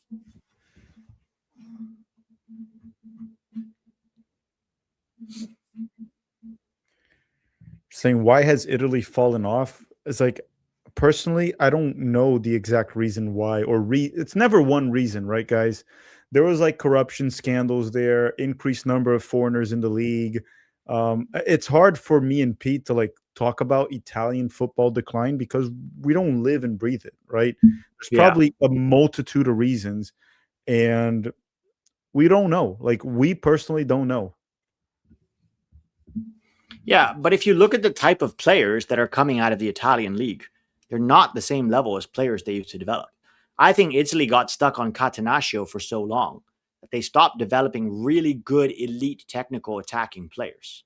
I think that's at least part of it. At least part of it. They said HITC Sevens did a whole video about it. Yeah, guys, the problem is it's like, as much as I would be interested, I have my own niche when it comes to soccer. I mainly follow Brazil and the US. I really don't care about the Italian decline. I mean, I think No. it's a little bit I think it's unfortunate because it's such a legendary team that Yeah. even though I make fun of Italy, I do like having Italy in big tournaments. It's a big brand, right, when it comes to soccer. But it's just not a topic that I've ever really looked into very much. Yeah. Oh, France may change Rabiot. It's out. Oh, because he was on a yellow, and the Didier Deschamps like, I know Ivan Barton. Yes. Yeah. They've studied Ivan Barton. They're like, no, anybody on a yellow is out. Brazil, Netherlands, and Germany are on decline too. I don't know about Netherlands. I don't know if Netherlands is on the decline. I think Brazil definitely on the decline in terms of developing some players. Germany's a weird one because they haven't been good for a while now, but they're still developing very good players. It's a tough one with Germany. So this is Molin Camping says the Geo hate takes are a bit ridiculous. He's only 23. The fact that you give up on footballers at the same age kids just enter our other professional sports is mind-boggling. Okay, so a couple of things here. First of all, I don't think anybody has been a bigger defender of Giovanni Reina than me. In fact, I've largely been criticized for believing in him too much. Okay, and as far as what happens in MLB, NFL, NBA, NHL, that's irrelevant, right? This is soccer. It's a completely different sport. You're competing with the whole world. It's not an athletics-based sport the way that some of these ones are. The problem, and it's not that you give up on Gio Reyna, he's 23, but Look at his trajectory over the last 4 years. It's been a steady decline. Could he turn it around? Sure, it's possible. He goes to the right club, he gets his mojo back, he works hard. It's possible. But if you look at the evidence in front of us, Gio's been on a steady decline for a long time. So there's no evidence that he's going to turn that around overnight or even turn it around over time. There's just none. So it's not hate, right? I know people like to label hate. I think what you're talking about is that neither me nor Tack had him at the World Cup. It's a combination of A, Gio's been in a decline for some time, and B, there are other guys that are coming through that he's going to have to compete with. There's going to be even more competition in 2030 than there was in 26. So that's why neither of Tack. Believe me, though, I would love nothing more than for Gio Reyna to turn it around. He's still a talented player, and I would love for him to turn it around. I just don't see any evidence that tells me he's going to. Yeah, it's why is it that anytime like people disagree with you about a player, people love to label it as hate? We don't hate Gio. We want him to do well. I've been rooting for him from day one, defending him from day one. It's just that me and Pete, when we're making a video, we have to try to put our biases out of the window, right? We got to throw it all out, and we have to try to be analyst. Obviously, we have biases, and honestly, I would argue we have a bias for Gio rather than Yeah. against him. But the reality is, when we're projecting to 2030, we are looking into what direction each player is going in regards to their career. Gio Reyna is trending in the wrong direction for quite some time, for at least like 4 to 5 years, right? He Yeah. was going up very quick in like 2020, 2021, and then Yeah. 2022 till now, it's been going down slowly, steadily, but down. So that's all that it is, guys. It's not hate. Lamine Yamal through. Oh my god. Oh my god. Almost scored. That's a corner. Nope, offside. Mm. Do you think we could build a world-class team in the next 20 years if we were really determined? Yes. Yeah. 20 years? Absolutely. Because you start now. You start when they're 3, right? You give Tom Byer, you put Tom Byer in charge of like soccer starts at home. And he travels all over the United States, courses for parents. You get pay to play out of the system, right? As much as possible. Introduce pro rel, in American leagues. There's so many things that you can do that honestly you could build a world class. Doesn't mean you're going to win a World Cup. Lots of world class teams never win a World Cup, but you could absolutely build a team full of world class players if you start now, 20 years from now. From a tactical perspective, why is Spain winning? Well, first of all, they have most of the ball, right? They have most of the ball. They spread it around. They make France chase. And then they have quality in the final third. It's not even really that tactical. Yeah.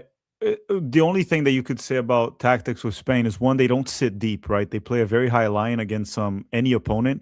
And what happens is it becomes very hard to play the balls in behind because their goalkeeper plays very high, like very high up the field. So when they try to lob the ball over, Unai Simon's always there. So France can't really counterattack with the balls in behind.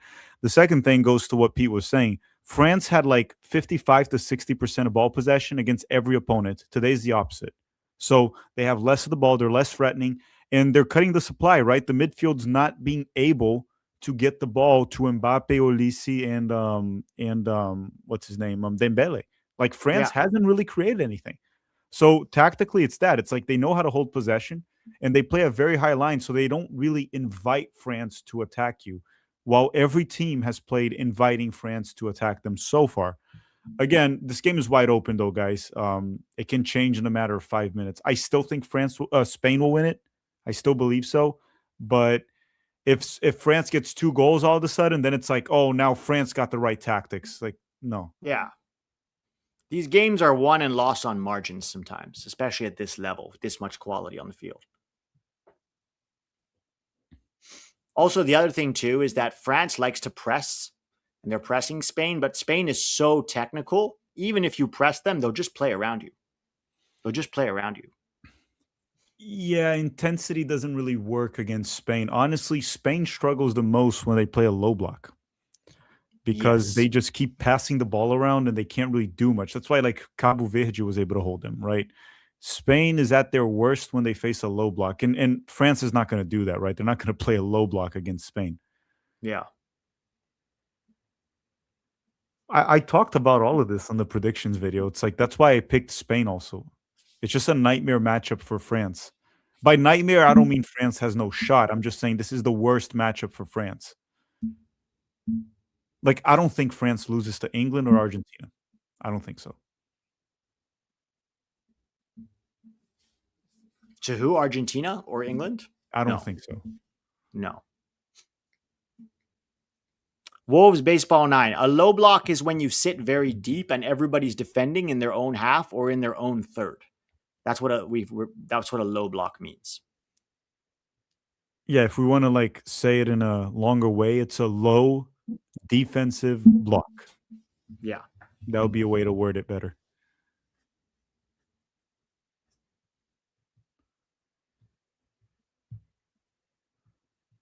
But I'll say this though, second half, France is being able to hold possession a bit better than the first half, and Spain is just trying to counterattack, which is not ideal. It's not the best way to face France. No. Here's the other thing that Spain's going to do very soon. They're going to send in Nico Williams to counterattack. I am 100% sure down the other side. Then all of a sudden you have Lamine Yamal and Nico Williams counterattacking. And There's that's how also they won the Marino. Euros. And that's how they won the Euros. Yes.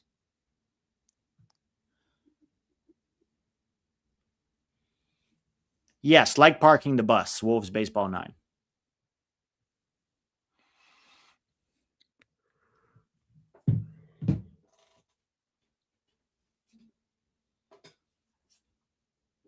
I think one thing that I always say is a big reason why Spain is so successful, even though they weren't great ever since they won the World Cup in 2010, besides the Euro, is the Spanish national team. They always have the same identity, right? Most of their players play in Spain, right? They all have, most of them actually play for like two or three teams, right? Usually. Yes. It's like Barcelona. Well, Real Madrid's less. There's no Real Madrid player actually in this roster. No, not one. A lot of Atleti players, Villarreal. A few of them play in England, but not that many. No, it's like mostly, but even the ones that play in England, like for example, Rodri, he fits in perfectly with the Barcelona players, right? So Yes.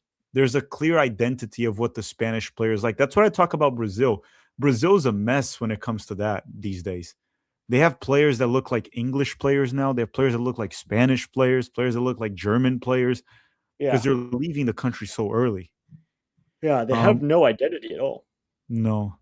Yeah, I'm looking here. It's a lot of Barcelona players, Atletico Madrid players, and Athletic Bilbao players. Then you get some random guys that are like Arsenal, Raya the goalkeeper, Man City, which is Rodri, Vitor Munoz, the winger from Liverpool. But the thing is, a lot of these players, like Yozarzabal, right, the guy that scored, he can play like Barcelona style, right? Like they very much fit into that. Yeah. Dude, a lot of Athletic Bilbao players. Like, has that team been doing well? Athletic Bilbao. Oh, they Isn't have that the Nico one that Williams. only plays Spanish players or They plays only say players from Balkan Bilbao? players, right? The only from Yeah. Bilbao. Yeah, yeah, yeah. They you can't That's play there wild. if you weren't born there. It's like what Chivas used to be, right? Only Mexicans. Yes. It's wild that they stay competitive with that like rule. Yeah. Not just competitive, they're always good. I never heard of them getting relegated or fighting for relegation even. No, they're a good team. Imagine you did that in MLS. You can only play players from your city. Only Florida players for Orlando. Oh my god. Oh, Spain is through. This could be two. This could be two. Number two. 2-0. Oh, it's 2-0. over. I don't see how France recovers from this. I Oh, don't see Olmo it. again. What a touch from Olmo. Beautiful finish. Nobody tracks him into the box at all.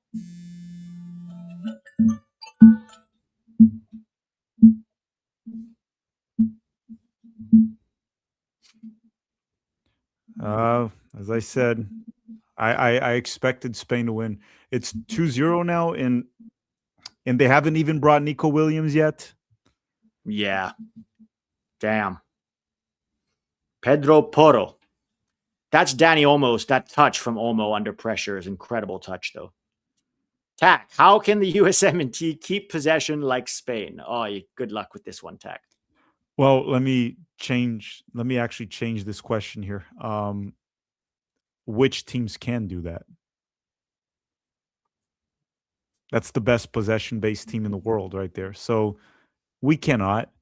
Like, if you want to keep possession like Spain, you need teams that are overly technical. Um, like Brazil, if they get their act together, it's probably the one that comes closest, right? Team that's like more focused on technical development. Yeah. But there's no team in the world that can do it right now. No. Like Spain. No. And I don't think we should try, to be honest. I mean, yes, we need to emphasize technical development. But I honestly think if you look at the demographics of the United States, you're a lot better off getting a French type team than a Spanish type team, right? Mm-hmm.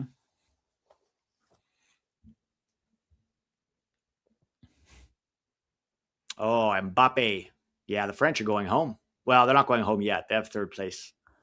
Yeah. And I mean, they still have 30 minutes here, so it is a long game, but it's probably the worst situation they could be right now. Yeah. Soon we're going to see Nico Williams in to counterattack and defend with intensity. And here's the problem, right? If you're French right now, you have all this quality, but you have a 0.04 XG. Like, you haven't created anything. Yeah. It's been actually, when you look at, ignore the game for a second. If you look at the stats, Pete, it's been actually looking dominant from Spain. I know it's not. If you watch the game, it's been very even. Spain has been more efficient. But the stats, look at that. It looks like they're dominating completely.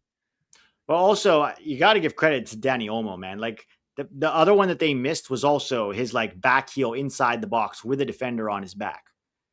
Player like Yamal, that. number 3. That can be 3. That's 3. It's over. Oh, no goal. Ivan Barton called it off.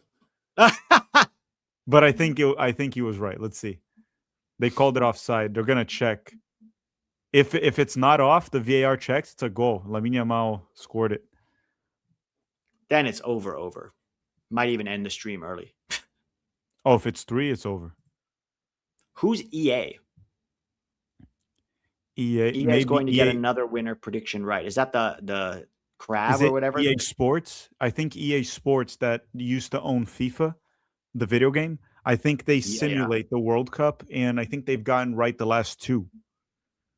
I think that's what he's referring to. I think they predicted Spain for this one, if I'm not mistaken. Oh, the game company. Okay. Yeah, he was off a little bit.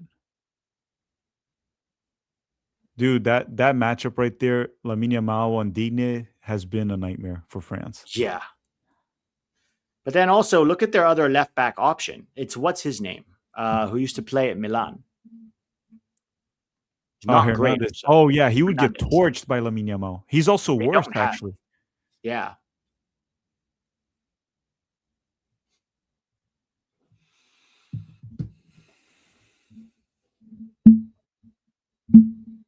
Yeah, Didier Deschamps is now leaving France, right? It's going to be Zinedine Zidane.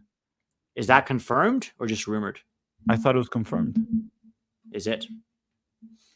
Well, maybe we should bring Didier Deschamps coach us if Poch leaves. Yeah, the question is, he's not going to want to. He's not. Yeah, why would he want that? There might be some coaches that only want to coach national teams, right? Like maybe they don't like the everyday coaching, the stress, 2 games a week, training sessions. They want to take it a little bit more easy, and they're good like man managers. Like, dude, for Deschamps to keep this French team focused and together that had a history of like falling apart is actually hugely impressive. Yeah, it does feel like he's a better coach for a star-heavy team that he needs to manage egos, right? So he'd be a good coach for like Brazil, England, these teams that need a guy that can manage all that ego.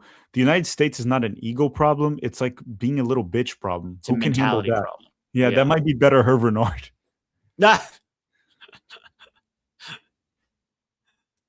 Yeah. Like Balogun had an interview now essentially saying that the whole Trump thing affected them. And you know what? I think that is probably true, but that is Yeah. something that you have to just stay quiet about because it just shows how weak you guys are mentally. That's the problem. Yeah. You To get be fair, I don't distracted. think it affected him. Not I don't think it him, but affected him at all. I think he was talking about teammates. yeah, but again, it's just something that you might as well not mention at this point. It just doesn't look good. Yeah. It's like, yeah, Trump was running his mouth, and now with the red card reversed, we weren't able to perform. It's like, how weak mentally are you guys? Yeah. That's the sad part. They're saying everyone's mentally weak right now. Not these two teams right here. I don't see it. I don't see it with these two teams. You No, mean the US team? Yeah, most of them are these mentally teams are weak. not mentally weak.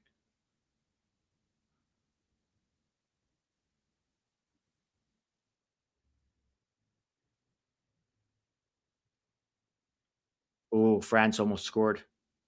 Mbappe got past him. Easy Eh, save.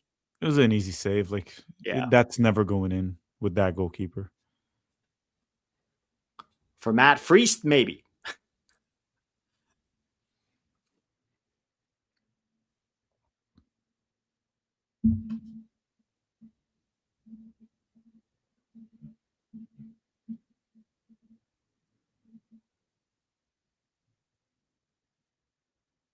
Antonio says, agreed. If our players were to collapse every time one of our political leaders go whack, then we lose always. Yeah. Come on, guys.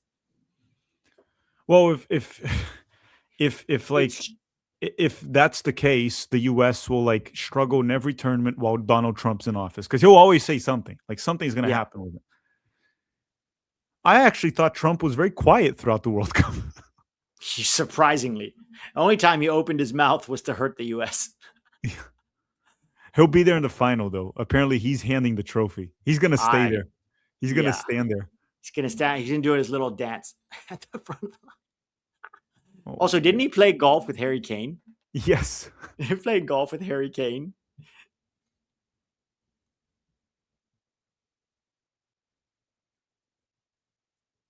Oh, apparently they were booing Infantino. Oh my God, Infantino.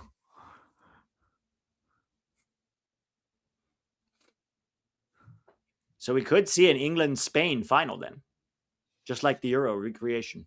It's the most likely scenario right now, unless the ref helps Argentina, because I don't see it. This That's Argentina team, dude. I just don't see I it. just can't see England getting any calls against Argentina. Not one. I mean, the ref helped England a little bit against Norway. The ball freaking hit the cable, and the VAR didn't call it. Yes. And then FIFA said it never happened. No. It's like the ball's like this, and it hits, and it changes the trajectory, and they're like, "No, never happened, guys." Ooh, Mbappe almost scored. That's what Spain has to be careful. There's still time. One goal, France is And the back at it. momentum shifts, yeah. They should get Nico Williams on, like, right at the hydration break. Because they haven't really been threatening for quite some time, Spain. Yeah, I think more what they need to do is keep the ball. You can't let France have the ball. That's actually good defending from Cucurella. Mm-hmm. Yeah, you shouldn't let France have it for too long. They'll create. I would bring on Marino. Marino is very good in possession. Yeah.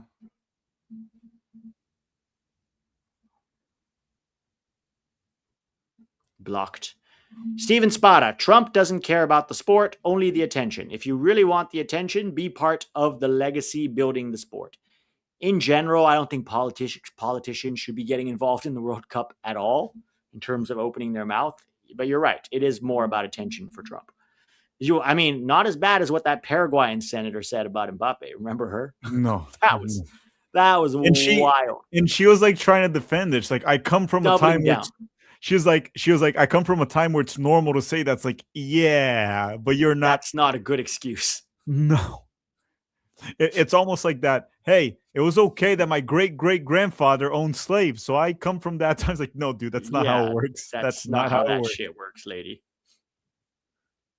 She's Yeah, also not Yamal even was that respect. old. She's not even that old. She's No, old. she's like 50. Yeah. She's like Like, talking as if she's like from the 1800s. I know. Maybe she's a vampire. Like back in my day, in the 1700s, we could say whatever we wanted. It's like, when did you grow up? Oh, in the 60s. It's like, what? It's like, Yeah.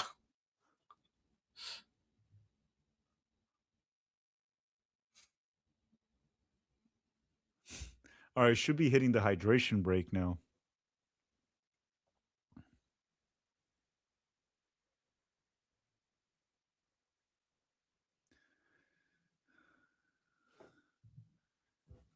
Let me see here. Spain's bench. You said Merino, the guy that scored against Portugal. Yeah. There's Mikel Merino. You could also bring on Pedri. Pedri's very good in possession. Pedri and Gavi. You bring on those three in midfield. It's Rodri, Pedri, and Gavi in midfield.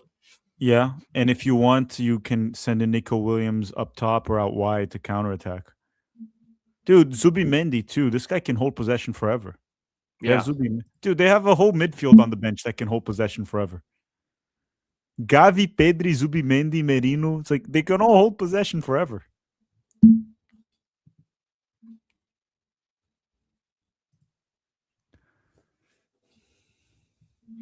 Yeah, so 20 minutes. And I mean, what is France's XG still? Let me see. 0.19. It's gone up a little bit. Mbappe's chance. Yeah, it's gone up a little bit. 0.19 is a disgrace, though, for 70 minutes. Yeah. The US had that, I think, against Belgium. Mex Boy says more former players will coach their national teams. Forlan for Uruguay, Zidane for France, and Rafa Marquez. I don't think Marquez will have success with MX. No. Yeah, I don't really understand Marquez because he doesn't really have a coaching resume, right? It's like then we just give it to Michael Bradley. If you just get a famous player who was very good back in his day, but he hasn't proven he can be a good coach, that's a very big risk you're taking. Very big risk. I think coaches, before they coach their national team, they need at least 2 or 3 jobs in different environments at good levels too, right? Not MLS, good levels to show that they can be a good coach at a high level.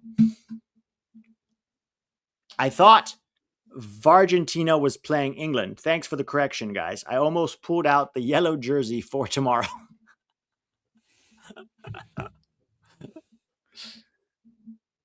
Yeah, I really, really hope. I'm not gonna lie, Pete. I don't want England to win the World Cup. Now I want Spain to win it, but I Yeah. kind of want England to send Argentina home already.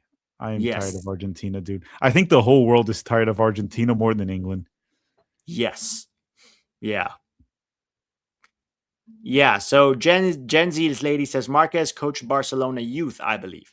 Yeah, but that's a youth team, right? And like that's not the same thing as coaching a professional team.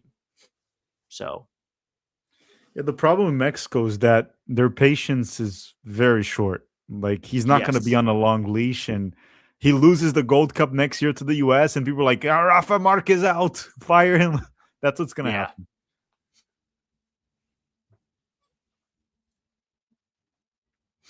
Oh, Ryan Cherky is coming on. Yeah, they have a lot of options on the bench, but Man, they it's have just 20 minutes here.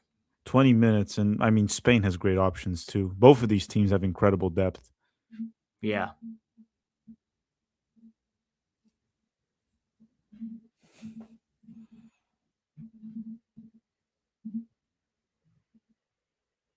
Oh, Michael Elise is out. And Digne. Yeah, Digne, the penalty giveaway guy, is Yeah. out. Olise hasn't been good today. He should have had a red also. Should have gotten a red. Yes.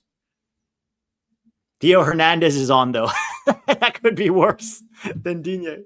He'll attack. The thing is, he's not. This guy doesn't defend well. Yeah. He might offer more going forward, but I don't know how this guy's going to manage Lamine Yamal.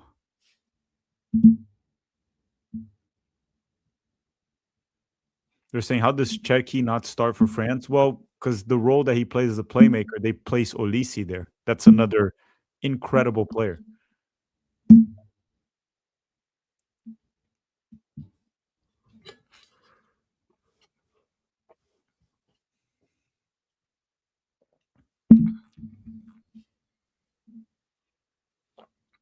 I didn't know this based on the stat. I guess Mbappe's shot wasn't on target. France has zero shots on target. Was it maybe just wide of the post and Unai Simon saved it anyway? Yeah, I think so. It probably wasn't on target. So zero on target. I mean, you can't win a World Cup game without hitting the target once in No. 75 minutes. Yeah, that's wild. They're saying they're not bringing Theo to defend. No, we know that. That's literally what I said. Like, he'll offer more going forward, but they're going to be even more exposed.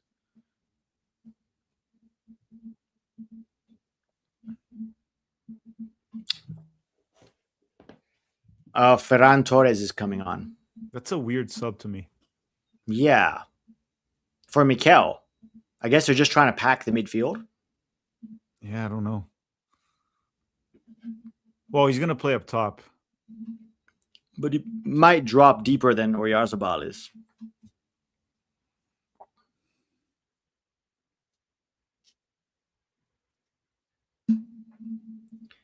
Fallen Phoenix says, do you believe we will actually take the Gold Cup seriously? We have to stop wasting the opportunity it provides us. There should be pressure to win. The 100% there should be pressure to win. 100%. The question is, what do you mean by take the Gold Cup seriously, right? I agree. We should take the Gold Cup seriously.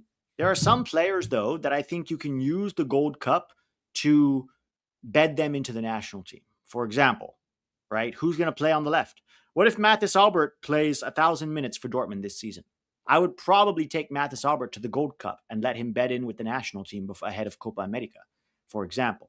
He might not be as good as Pulisic yet, but it's a good opportunity, right? But yes, generally, I think we should bring our first team as much as possible to the Gold Cup. Maybe you can leave out 3 or 4 players. Like, I would not bring Pulisic to the Gold Cup. I would leave Pulisic out for a whole year and then make him earn his way back into the team. Another thing we talked, Tack, about Pulisic sitting out of the Gold Cup last year. People forgot this also, but remember Poch's first 2 games in charge was 2 friendlies against Panama and Mexico, and then Pulisic played against Panama and then rested again. He went home before the Mexico game. Yeah. This guy's been resting for the national team for years. Yeah, the thing with Pulisic too, when people say that the criticism was blown out of proportion, it also has to do with the fact with the baggage that he had coming into this World Cup. He hasn't performed well for the national team in quite some time, right? He endorsed Berhalter. He was one of the guys that was there when all of these guys were there in the Copa America failure, and Pulisic wasn't good in the Copa America. And ultimately, he skipped the Gold Cup. Let's not forget that. So once he flopped in the World Cup, again, all of that the final straw. Yeah, exactly. Lamine Yamal with a very hard tackle there on Mbappe. That should have been a yellow, but it's Ivan Barton. That should have been a yellow. Yeah, that's at least that's a yellow. Ivan Barton. I think the only reason he hasn't lost control of this game is because they're both Europeans. Yeah. Like, usually these games are much easier to manage. But he's trying to lose control of this game. He's doing his best. He's looking for a reason. Free kick for France. Headed out, corner.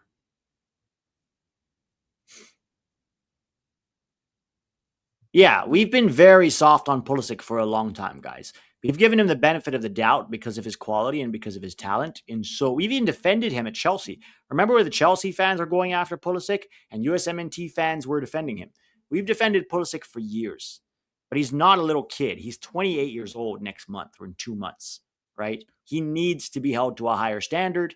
He's, calling out of national team camps on a regular basis and then saying things like, it doesn't matter, guys. The criticism doesn't matter. I'll just score a goal and everyone will forget about it. He needs to be held to a much higher standard. And I actually think it's a good sign of the culture getting better in the U.S. that Pulisic is getting criticized. You still see a lot of people being like, don't criticize Pulisic. You guys are too mean to him. You're mean. I actually think it's a very good thing.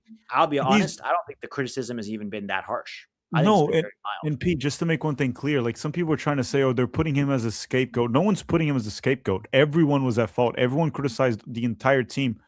But he's just being one of the focal. He's not being the scapegoat, guys. Okay, just because someone's getting more criticized doesn't mean he's the scapegoat. No one's pointing to Pulisic and saying he's the reason why we're out. That's not true. He's one of the reasons, one of the many reasons. Yeah. And also, he is the face of the team, right? He's Captain America, the LeBron James of soccer. And, oh, but people say, oh, but Pulisic didn't want to be the face of the team. Listen, he was very happy to make documentaries, criticizing people for criticizing him, Sponsor documentaries about his money, life, sponsor money, right? sponsor money, endorsements. I can't watch a single World Cup game without watching him and his stupid credit card on my screen. So he has no problem taking the benefits of being the face of the team. But guess what? That comes with responsibility. And when you don't fulfill your potential, when you don't show up, when you're always injured, when you're resting, when you're not. That's the thing about Pulisic. He's either injured or he's resting or playing badly. When has he played well for the US? The last time. World Cup. Yeah, Last World Cup. 2022. 2022 World Cup was the last time. He's writing books, selling his book for, millions of dollars. He's getting all the benefits of being the face of the team. Guess what? Now you have to face the consequences when you don't fucking show up. Spanish baddies or French? I mean, I'm sure there's on both sides. I'm sure there's lots of good baddies. There's baddies everywhere. Travel the world. There's good baddies everywhere. I guess what Pete's trying to say, it just depends on your preference. That's true. For Spicy Jeff, might have a very different version of baddies. He seems like the guy that would like the French. He goes on tour in Europe with his van. He's like Mr. Bean. Mr. Bean. Yes. He's like to the beach. He's going to the beach. This one's for you, Tak. Tak, when is your fixing US soccer video coming out? I'll probably do that next month. I have to work on it, and it takes more time than the videos we've been working on now. The video is not really how to fix it. It's mainly like tackling the big picture problems and how it should probably be addressed. That's what it is. But that'll probably be in August, guys. Yeah. You have one more video coming out, right? Before the World Cup is over. I have one more. And then I'll do I have the stream also for the semifinals, and that's tonight, right? Yeah. No, so tomorrow. It's tomorrow. Yeah, tomorrow. Tomorrow, yeah. Tomorrow, Argentina and England. So you're doing that, and they have one more video. I'm probably going to do the World Cup final live watch along, and then I have one more video basically about the next year and what's going to happen with American soccer, and particularly with the national team and the schedule, and specifically for people who are maybe newer to soccer and going, oh, what should I do now that the World Cup is over? Dude, Desiree Doué just messed up a chance that he should have scored. I think it's over for France, guys. It's 9 minutes left, and you're wasting chances like that. If it was Matt Freese and Tim Ream, that would have gone in. Yeah.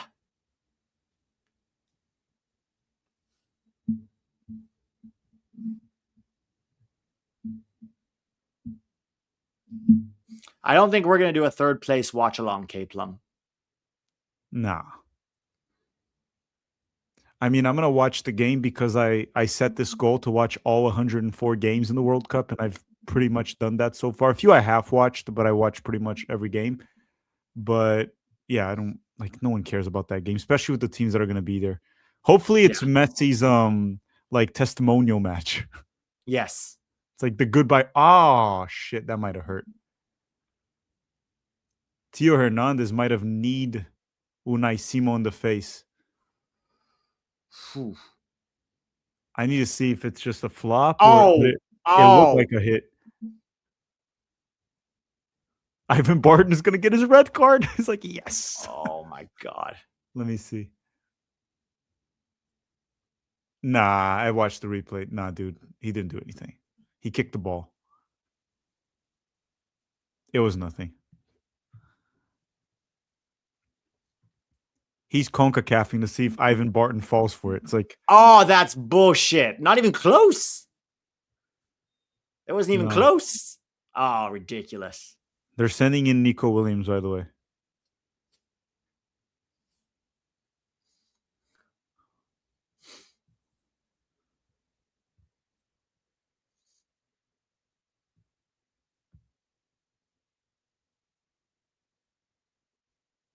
Yeah, it's over. France are not scoring 2 in 10 minutes. No, not against Spain. Also, Spain, unlike many other teams, they have a bench. Like, look, Porro and Baena are coming off, and they're sending in Llorente and Nico Williams. Like, they have a fucking bench.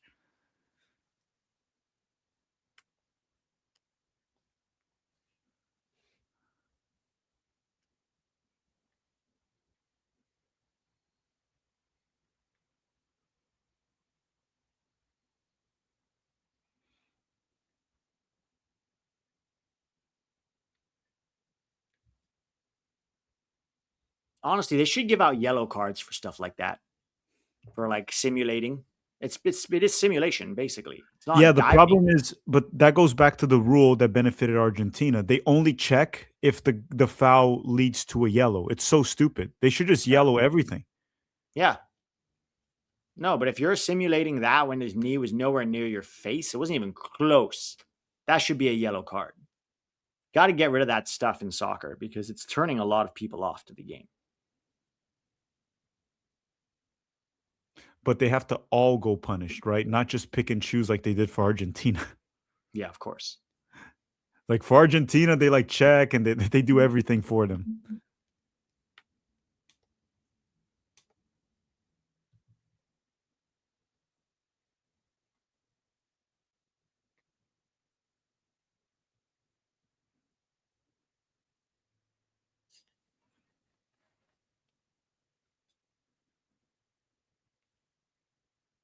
What do you mean there's no way to enforce it? You just have VAR check it, just like they do everything else. If it's a clear case of simulation, you can easily enforce it. Ref just goes back and gives him a yellow, just like they do with everything else. Yeah, guys, simulations don't happen as often as you think. There's like 3 or 4 or 5 at most each game. And Pete's talking about like a blatant, right? Not one that you're Like like, that. "Oh, he jumped because he was trying to avoid contact." That's fine. But like straight up blatant simulations, it's like 3 or 4 maybe per game, depends on the Yeah. team.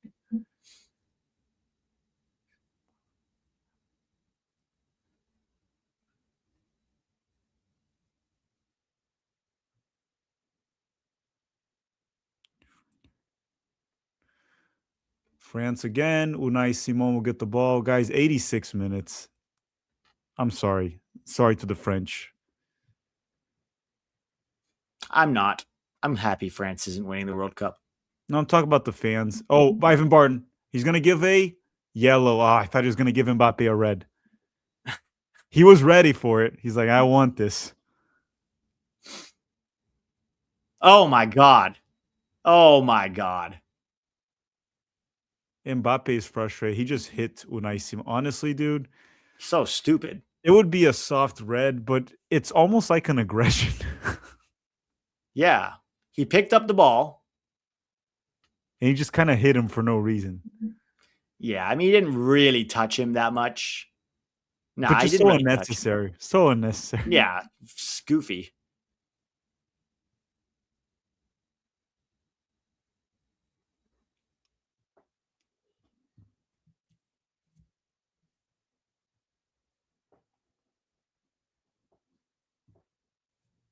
France did not turn up. No, they really didn't. But got to give credit to Spain. They kept them quiet this whole game. I mean, as I said, it's a little bit predictable. Also, I think people were disrespecting Spain a lot. I watched all of Spain's games in the World Cup. They were not looking bad, guys. Like against Belgium, it was 2-1, but they were far better than Belgium. Like Belgium got a lucky goal. That's about it.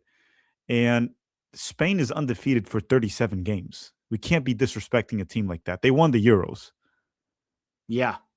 Like people were disrespecting Spain because honestly, it's because they tied Cabo Verde. So people thought that they were shit. Yeah, but Spain also lost to Switzerland the opening game when they won the World Cup in 2010, remember?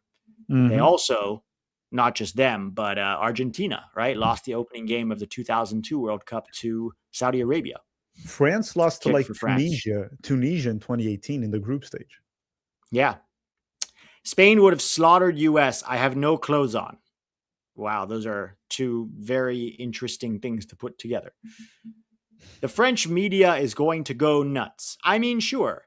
Here's the thing, though. Once you get to a semi-final, unless you get slaughtered, I don't think you should be that heavily criticized.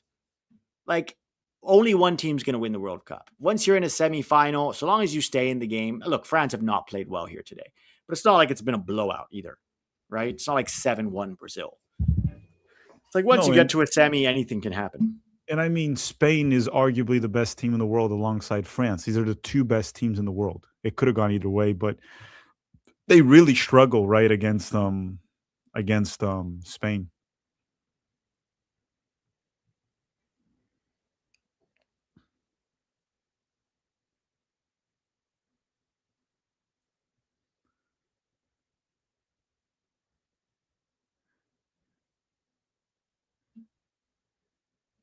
That kind of looked like a penalty kick. It looked like Lamine Yamal was pulled and pushed.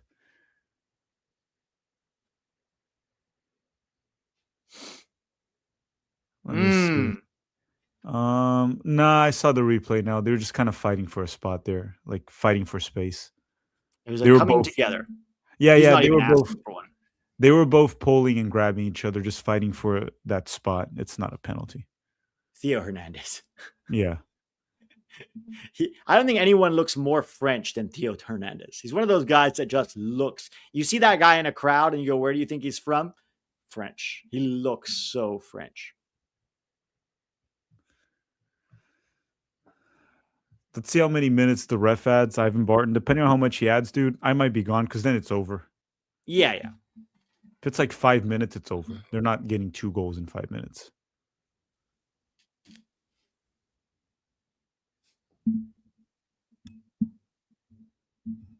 Let's see, 89-55.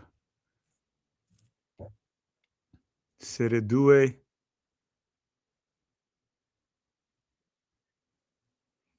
He added. Did Ivan Barton forget it? 7 minutes. Okay, that's a lot of minutes. But even if France score now, I mean, I know the momentum would change, but I can't really see them scoring 2 on this Spain. And dude, it's crazy. Spain is a 19-year-old in their back line. I was arguing with somebody on Twitter this morning who says that we shouldn't be bringing in 18-year-old center backs to U.S. men's national team. And I was like, depends. If they're playing professionally and playing well, why not? Would you rather bring them or would you rather bring Tim Ream and Miles Robinson? I was like, meanwhile, you have a 19-year-old. Portugal brought also Antonio Silva, and he started in 2022, and he played well in the World Cup. So he was 18. So it's really about good enough. If you're good enough, you should be there. If you're better than the options ahead of you, you should be there. And in some cases, you might be as good as the options ahead of you right now, but your trajectory is a lot higher.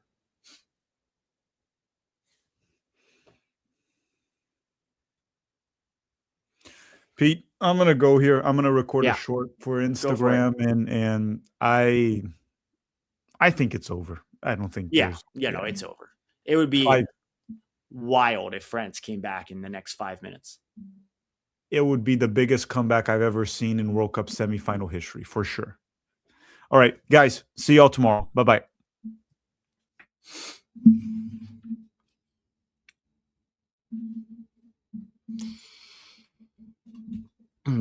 Guys, check. I'm going to do a quick word for Patreon here. Check out the 11 Yanks Patreon if you want. We have extra content there. We're actually going to do a live stream tonight, a Q&A. We have a live Q&A tonight on Patreon. So if you want, check it out. This is the 11 Yanks Patreon. Link is in the descriptions below. And we're going to do a live stream, which is basically just a live Q&A. So people put their questions in the chat below. I look at them in advance, and I do a live stream answering their questions.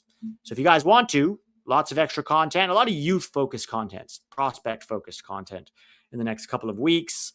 And then obviously you get every USMNT game breakdown. You've got multiple, every week, all the goals and assists from American players, whether it's in Europe or in MLS or Liga MX or wherever. We're trying to get to at least 400 Patreon subscribers. Right now, we have, I think, 309. So if you guys want to check it out, it helps to support the channel. All right. Yeah, so that's Patreon.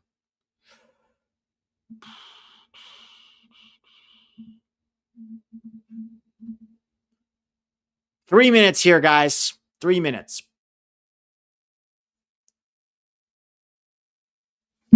Well, 4 minutes for me. 4 minutes. France ain't winning this, guys. France ain't winning this. Yeah, Sergio Ramos is watching. World Cup winner in 2010.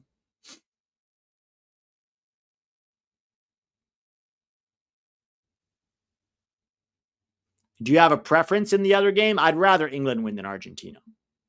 I'd rather England than Argentina. Yeah, Spain are just tiki-takaing now. Just tiki-taka.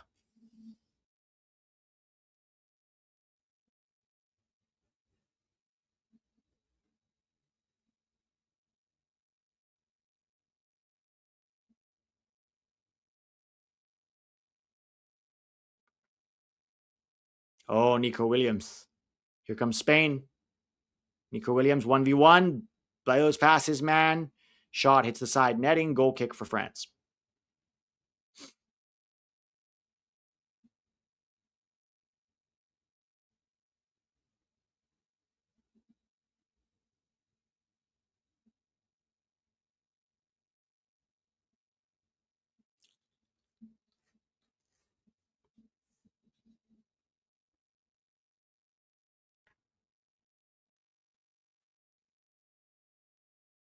Oh, France. Shot. Easy catch by Unai Simon. Easy catch.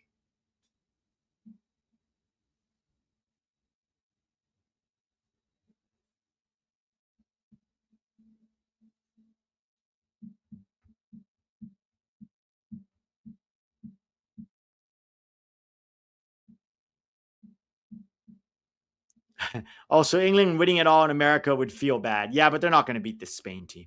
I can't see England beating this Spain team.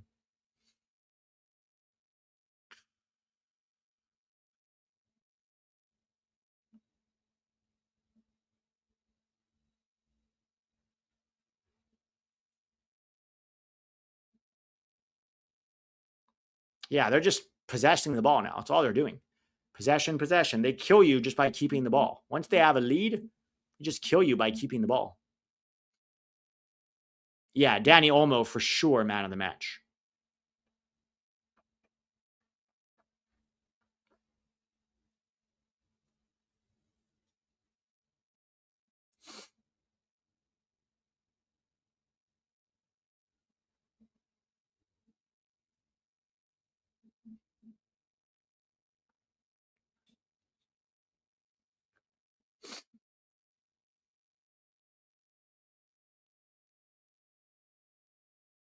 Guys, once this stream is over, make sure you go watch the 2030 World Cup roster video that I released this morning. Roster prediction for the US for 2030. Go check that out if you haven't already done so. That's out this morning. Watch the whole thing, hit the like button, leave a comment, subscribe if you're new, turn on the notifications button so you don't miss a video.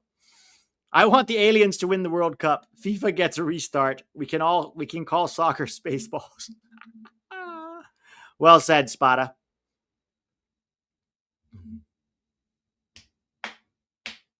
Ball over the top. Yeah, it's over. 1 minute left. Less than a minute left, even.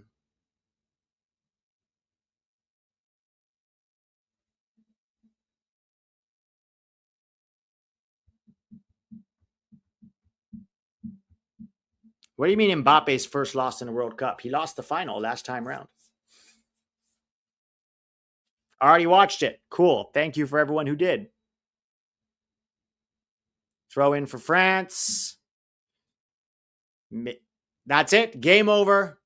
Game over. Spain will play in the World Cup final against either Argentina or England. Oh, because they lost in PK. Yeah, that's fair. That's true. That's true. Wild, huh?